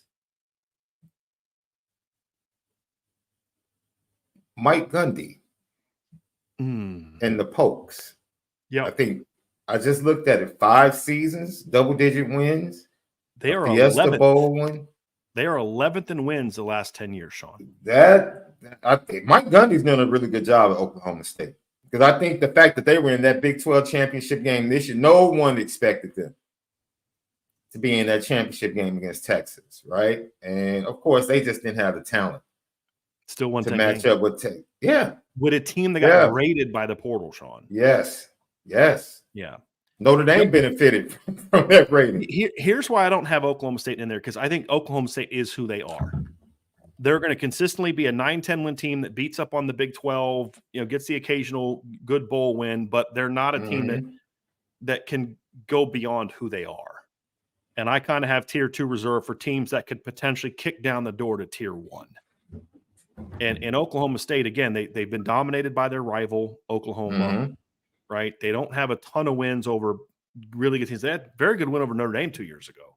But, they're not that level. But when you talk about one of the criteria that we use for tier 2 and tier 1 is consistency. In Oklahoma State, 7, 10, 10, 10, 7, 8, 8 slat. That was COVID. The other 8 was COVID. 12, 7, and 10. That is a very consistent program. So I think you can make a case for that, Sean. And one of their years they only won 8 was a COVID year. They won 8-3, and only had one non-conference game, and then went and played Miami in a bowl game and beat them. So yeah, I think Oklahoma State you can make a case. I would definitely probably leave them in tier 3. But if someone said, look, Mike Gundy's done a really good job, they're kind of like the 90s New York Knicks that just had Michael Jordan to get over. And that was Oklahoma for them a lot of years. Right. Otherwise, they would have had multiple conference championships. Right. Because you know who's 8th in wins the last 10 years, Sean? Wisconsin. But I don't have them in tier 2. You know what I mean? Now, I might have 5-6 years ago, but like Wisconsin's kicked the decade off with 11, 10, 11, 13, 8, 10. Last 4 years, 4, 9, 7, and 7. Yeah. So they've kind of fallen off. But like in the last 10 years, Wisconsin is 8th in wins. They're tied with LSU and Oregon. Here's who's 12th, tied with Penn State in wins. Iowa. I mean, again, talking about model of consistency. That's not shocking. They are who they are. There's no jump up for those teams. No. And here's the difference. Iowa's been great in the last 10 years. But they have been great against a schedule that's been, let's be honest, a Big Ten West has been closer to the AAC than it has been to the Big Ten East. Let's be real about that, right? They're a team like with Penn State. Penn State with Oregon and USC and Washington and UCLA. Penn State's still going to be Penn State, right? Oregon and Wisconsin, to me, teams they take a drop when those teams come into the league because they can't avoid, like every year Penn State's got to play Ohio State and Michigan every year, no matter what. Every year they got to play those teams. Previously, where Iowa there was years where Iowa played neither one of those teams, any of those 3 teams, right? In certain seasons, or only one of those 3 teams. So to me, same with Wisconsin. The fact that those teams could never get those big wins when they had the crossover games, although Iowa did have that big blowout win over Ohio State in 17.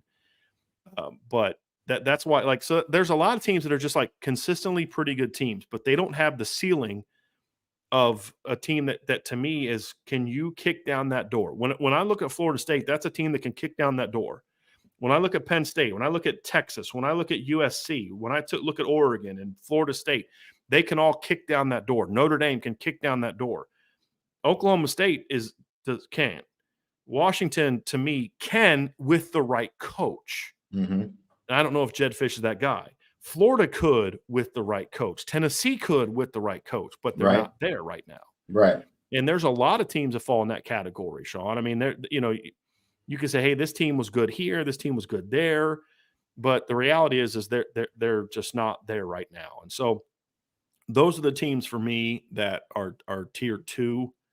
I have 9: Michigan, Notre Dame, LSU, Penn State, Oregon, USC, Texas, Oklahoma, Florida State. Teams in tier 3 that are knocking on the door: Ole Miss for me, Washington for me, Tennessee for me, Oklahoma State is there, Utah's there. I'm very curious to see how Utah does, because I can see Utah and Oklahoma State really dominating the Big 12 now, and kind of how does that impact their recruiting, and can they maybe start getting a couple guys they didn't before? Here's Have another those teams team. that you named Mhm. real quick, because I'm assuming those are like your top level tier 3 teams that you just named. Some of them, yeah. There's a Okay, couple, yeah. who would you say would kick that door down to get to tier 2 if you had to make a bet? Right now, I would say I really like what Josh Heupel's doing at Tennessee. Okay, I really do. I do. I mean, they've gone toe-to-toe with Bama the last 2 years. They have not shown fear in that matchup. They beat Clemson in a bowl game 2 years ago, outclassed Clemson in a bowl game 2 years ago. Now, again, bowl games don't matter as much because Clemson had a lot of guys not playing in that game. And so, to me, Tennessee, they're recruiting at a very high level. They're probably the one that I would say is I'm most confident in kind of kicking down that door and jumping into tier 2. yeah. If he hit on Nico, Ole Miss is number 2 for me. Yeah. yeah, I would Ole Miss Ole is Miss in number 2 for Tennessee. me. Yeah, but if Nico is the quarterback that he feels like he Right. can be, Right. yeah, I can see that. Here's a team that I would have laughed at you if you would have told me is kicking on the door of tier 2 2 months ago. That's Texas A&M. They're solidly tier 3 for me, but my antenna is up now a little bit more now that Mike Elko is there. Texas A&M has the potential of a high tier 2 team. We've seen it before. It's been a while, but we've seen it. So to me, they're a team that they're going to get some chances to now play Texas and Oklahoma again, which could help them in recruiting if they get some wins in those categories. Texas A&M for me, with Jimbo Fisher, tier 3. Texas A&M with Kevin Sumlin, tier 3.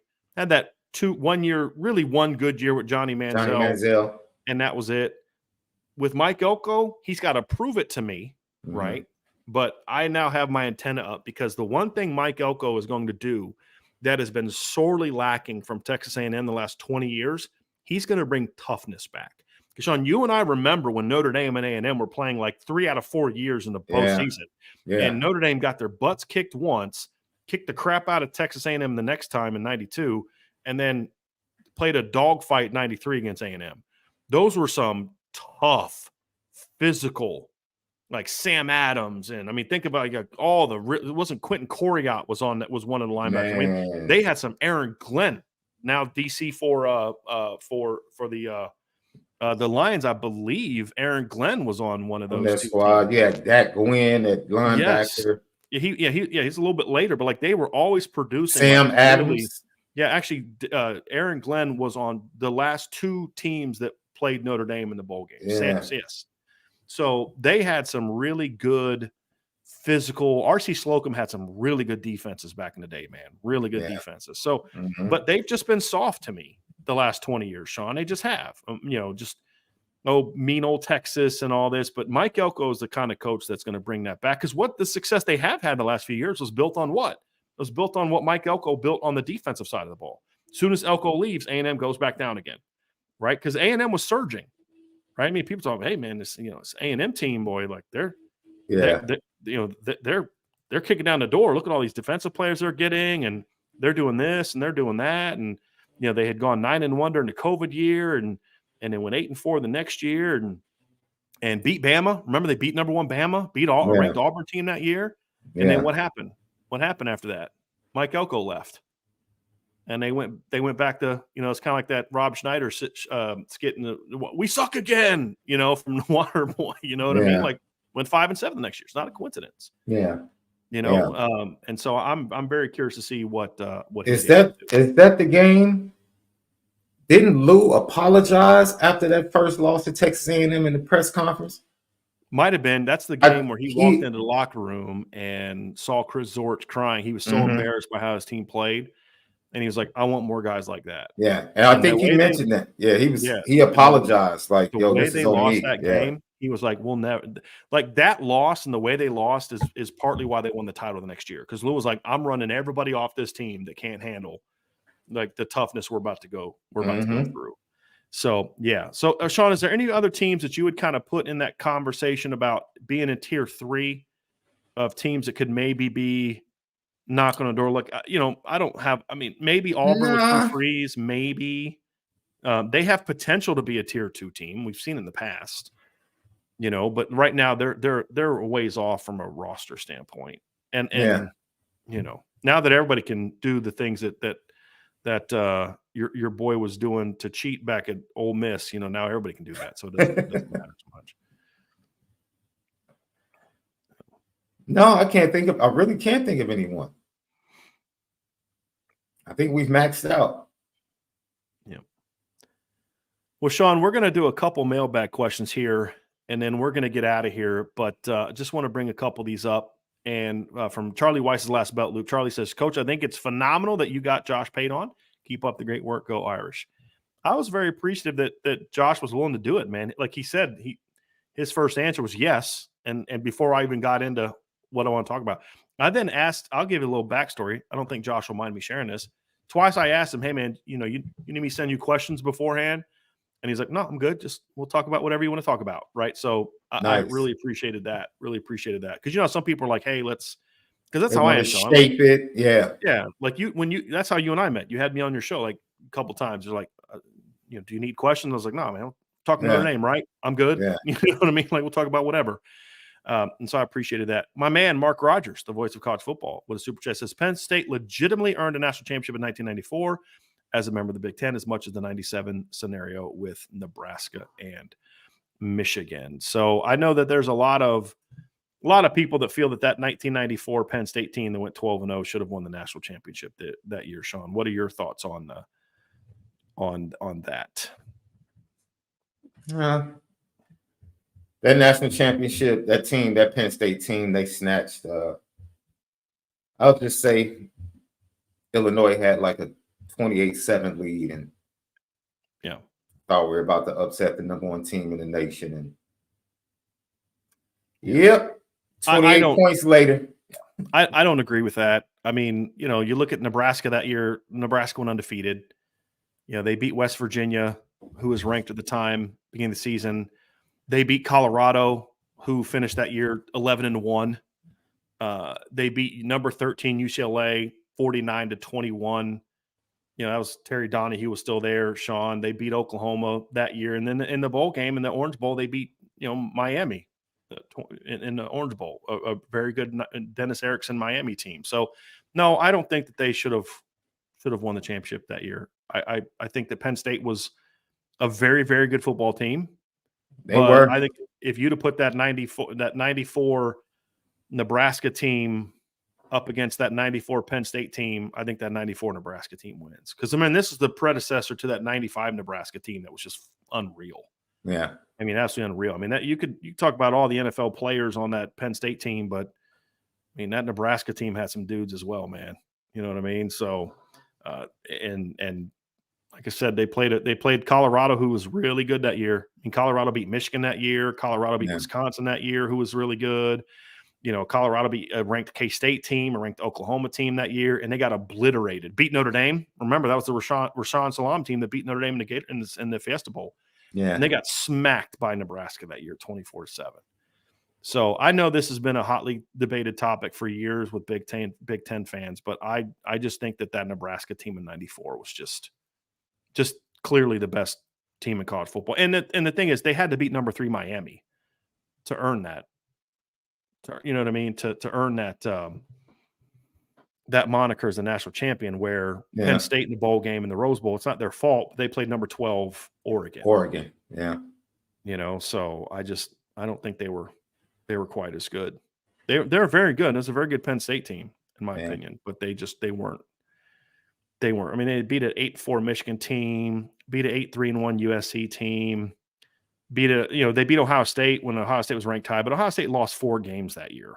Like, I don't care that they blew Ohio State. Like you said, they should have lost Illinois, if we're being honest about it. I thought they were going to lose to Illinois. I really did. But they are, look, that's a really historically good team. Yeah. Talking about Penn State? Yeah. Yeah. Yeah. I just don't think they were as good as Nebraska.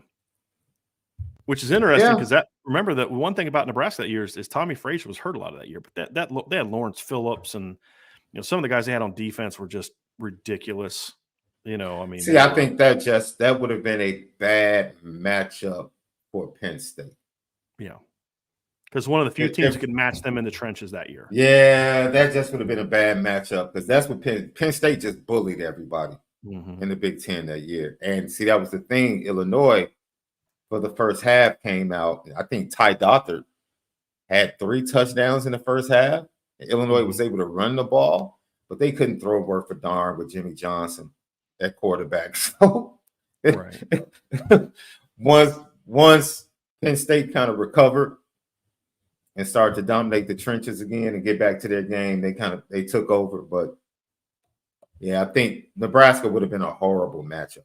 Yeah. Yeah, and like I said, that Miami team in 1994 was pretty good, and Nebraska beat them. So I think they were the best team that year. But that was a great Penn State team. That was one of the years that I think you look back and I think that was one of the ones that was, for me, in my opinion, a driving force for the BCS system and then driving into obviously the playoff is, wouldn't it be nice to have watched them be able to play that out on the field?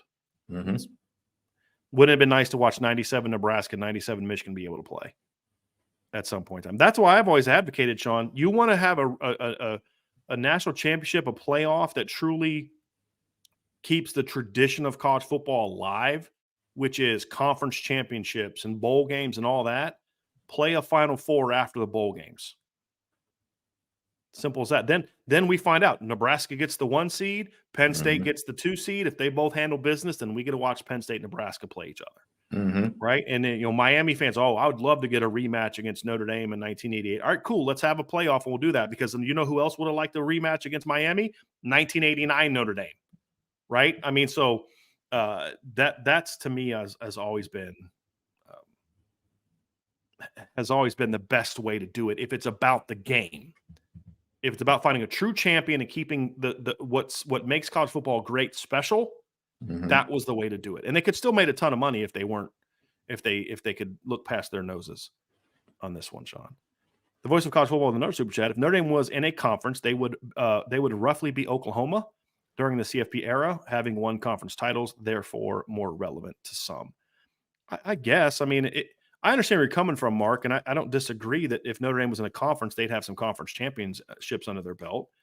But at the same time, it's like I don't feel the need to have to sacrifice what makes Notre Dame unique so that the simpletons that are fans of college football teams that don't follow Notre Dame will feel better about it. Like, I get where he's coming from, but I don't – okay. I don't mind that people feel the way that they feel. I don't. It doesn't bother me. That's why I try to ignore it at first, because I just don't care what Stephen A. Smith thinks or what Paul Feinbaum thinks. I don't. It does not have any effect on me whatsoever. But after a while, it's like you get asked about it enough, and you have no choice but to. You know what it reminds me of, Brian? And it always baffles me when people want to tell somebody else what should be important to them. There are artists that could care less about Grammy Awards. There are some guys that are just, or gals that are just all about the art.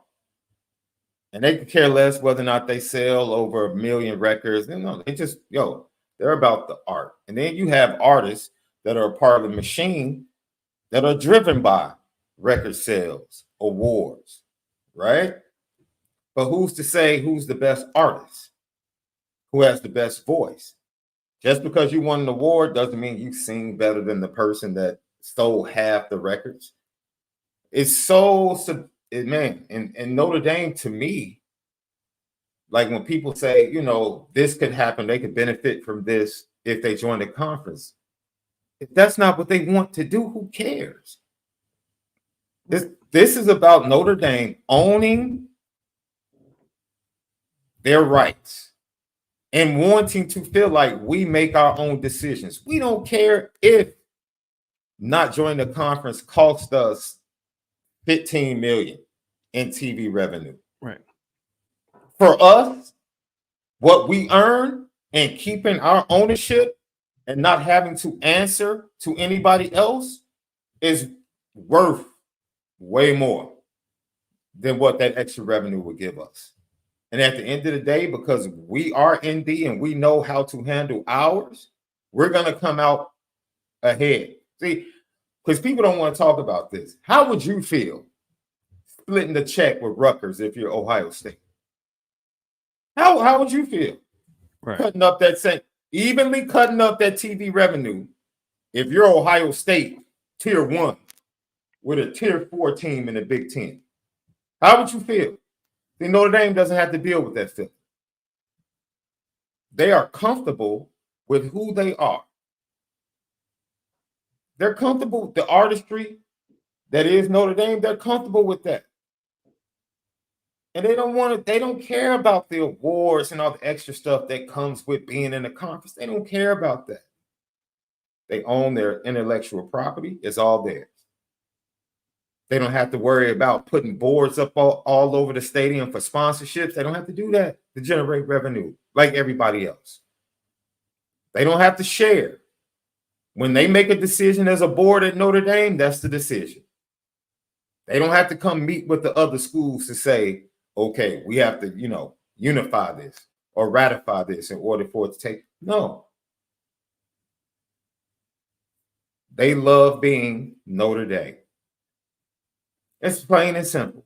And they're going to continue to love being Notre Dame until their path to a national championship is threatened. That's it.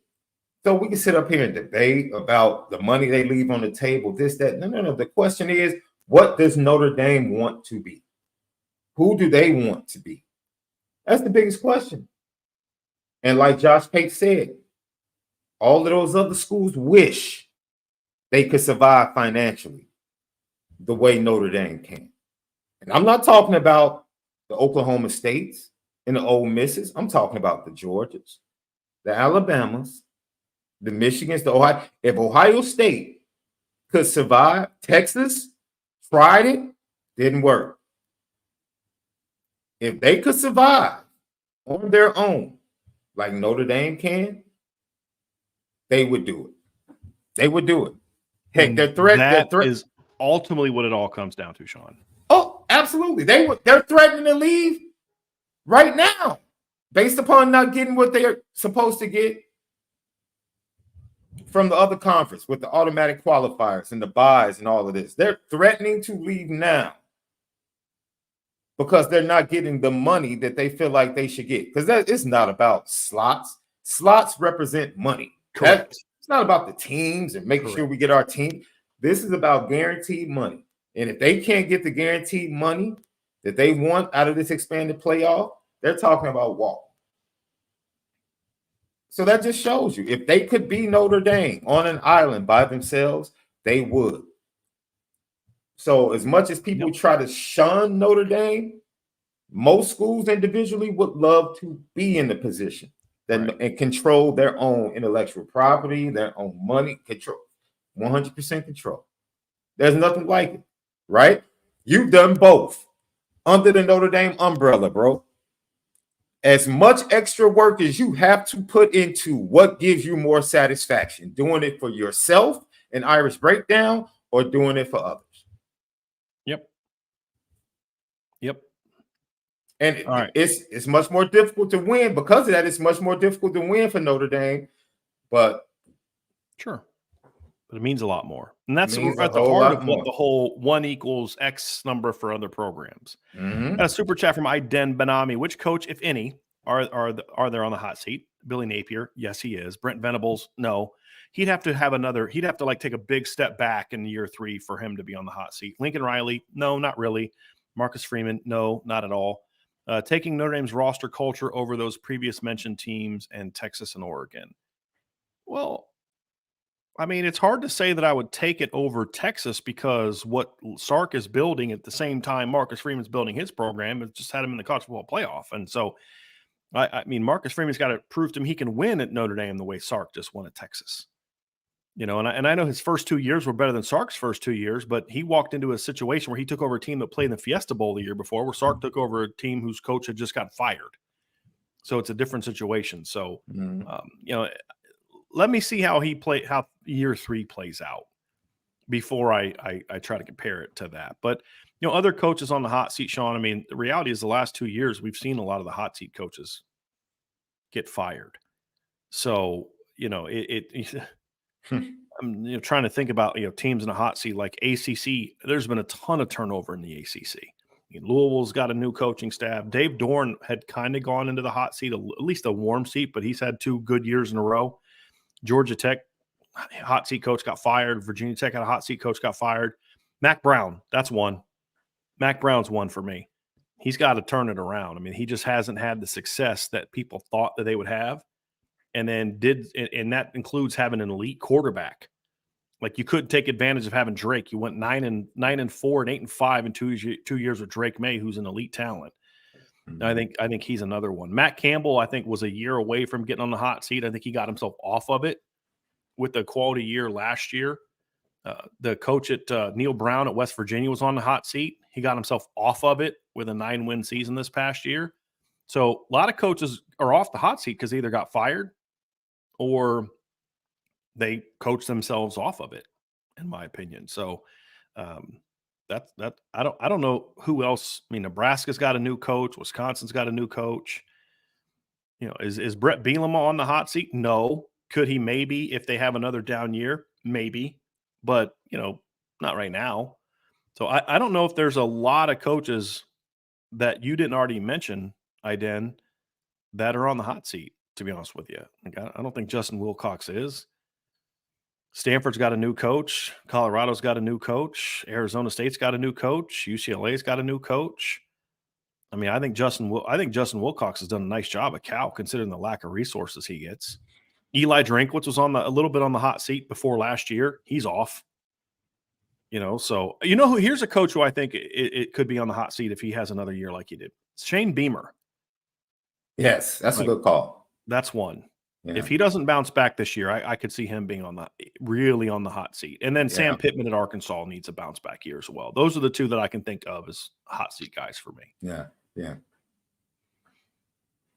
Iden Benabi with another super chat says, didn't expect Pate to be the interview you mentioned earlier this week. 2 best CFB pods, people knowledge in the game. Great work, B. Loved it. Thank you. You are welcome.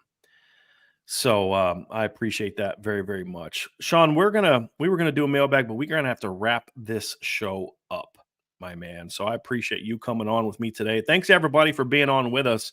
I did very much enjoy having Josh on. Sitting down with him this morning was very enjoyable. We'll try to get him back on again here post spring and into the summer at some point in time. So I want to thank everybody for doing that. Sean, thank you so much for being with you. And thank you to everyone in IB Nation and LL Nation that were keeping Sean and his family in your prayers this week. So we appreciate it very much as well. Super chat for Tyler Evans. Top 3 bad calls against Notre Dame. Tyler, I'll tell you what, man, bring that up on the message board and we'll get to that. But the first one at the top of the board is the call against Rocket in 1990. The holding call or the block in the back call. Greg Davis. Yeah. Yep. Mark did follow up, Sean. He says, my argument is not that Penn State would have beat Nebraska, nor that Nebraska should not have won the title. It should have been split. 2 major conference teams that are undefeated has nothing to do with conference affiliation.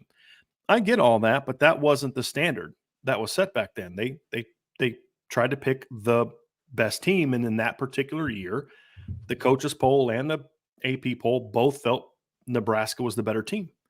And I agree with them. The reason that it was split in 97 is because it wasn't convincing between Michigan and Nebraska in 1997. I personally think Michigan should have been the undisputed champs in 97, but they weren't as convincing as some other teams. So to me, I understand what you're saying. I don't like split championships, and that was the metric by which they declare champions. So I think I understand where you're coming from, Mark. I do. I just don't feel that Penn State was on the same level as Nebraska. I mean, just because you have 2 teams with a similar record doesn't mean that they should be equal. And that's the nature of college football. When you have as many teams as you have, it's going to be impossible to have completely on point. Okay, this data point for like in the NFL, you can look at 2 teams of equal record and say, okay, it's all kind of comparable, right? Mm-hmm. Now you're okay. What league is better? The Big 12 or back then it would have been the Big 8, I believe. Back then it was still the Big 8 versus the Big 10 and Big 10 plus 1 and all those type of things. So to me, I just look at it and say, I think this one team was clearly better, and both polls viewed it as such, and that I'm okay with. If I'm not mistaken, ironically, didn't that bad call against Greg Davis and the Rocket return end up in a split national championship? Between Calls a Georgia Tech split. and Colorado. Yeah. Because if Colorado would have lost that game, Georgia Tech was national champion. Yeah. Well, possibly. Hold on. Let me pull this up, Sean, because I think this is the year I've heard this argument made. Give me 1 second to pull this up. I have had people argue with me before that because it was one of those weird years in college football where, like Georgia Tech was really good and Colorado was really good, but like Nebraska was down. Michigan finished 7th that year with 3 losses. Washington had 2 losses that year. They finished number 5. I've had people say to me, Miami finished 3rd that year. Florida State finished 4th. But if you go back and look at it, in 1990, Florida State lost to Miami. Miami got beat by Notre Dame. I've had people tell me that if Notre Dame would have beat, or make the case, not tell me, but make the case that if Notre Dame would have beat Colorado, that at least the poll that voted Colorado number 1 might have jumped Notre Dame up to number 1 in that conversation. Now, I don't know if that would have been fair or not, because, Georgia Tech, you and I have watched that show, and they make a great point. Like, the ACC didn't get respect. It's as simple as that. No, they didn't get respect that year. And I don't know that that's necessarily fair. I'm not arguing for it, but Notre Dame that season, would have had 2 losses. Penn State, they lost to Penn State at home. They lost to Stanford at home, but they were still ranked 5th. And the teams ahead of them had 2 losses or 1 or 2 losses. So it could have been that. I think, however, what would have likely happened is that Colorado or Georgia Tech would have gotten both. More than likely. Yeah, that's what I think. They were 11-0-1. And the thing too about that Georgia Tech team in 1990, I felt they silenced any doubters with just how well they dominated Nebraska in the bowl game. Now, that wasn't a great Nebraska team, but they thumped Nebraska that year. I mean, they dominated Nebraska. So I don't think Notre Dame should have gotten it, but I've had people make that case to me that number 5 Notre Dame beats number 1 Colorado, that they would have won that game. I would have said the only way I would have bought that is if Notre Dame would have beat them the way they beat Texas in, what was it, 70? Was it 70? What was the year that was it 77 that Notre Dame won the title? They were like 4th or 5th going into the Cotton Bowl. And absolutely smashed Texas, who was number 1, 38-10. Yeah. Beating Colorado in the last second with Rocket returning a punt, to me, doesn't mean you should jump from a 2-loss number 5 to number 1. Right. I think it would have likely ended with Georgia Tech being the undisputed champion. But to your point, Sean, Notre Dame losing that game meant Colorado then had claim to be the national champs that year, because Colorado, I believe, Sean, had a loss that season, correct? They should have had 2. They should have lost to Missouri. They had a loss and a tie. They lost to Illinois, tied Tennessee, and that was that the year they had the 5 downs? Yep, against Missouri. Yeah. Yep. So it's a fun debate. And Mark, this is kind of, to be honest with you, Mark, I kind of miss this. I do. I miss this compared to what we're about to get into. I do. I miss the bowl games and the huge bowls and, the subjective nature of who should be the national champ. I would much rather take that than a 14 to 16 team playoff. I'm just going to be honest with you. Yeah. Be flat out honest with you. I am not liking the direction that this whole thing is going. I'm really not. So anyway, Sean, that is going to do it. And Brandon, thanks for the super chat. I don't know who Josh Pate's favorite team is. I know he's a Southern SEC guy. But anyway, that's going to do it, everybody. Thanks for being with us today. Hit that like button, hit the subscribe button, hit the notification bell, share this podcast, give us a 5-star review. We'd greatly appreciate that. And if you have not done so, sign up for the message boards at boards.irishbreakdown.com. For Sean Davis, I'm Brian Driscoll. Y'all have a wonderful rest of your day, and we'll see you again very soon on the Irish Breakdown Podcast.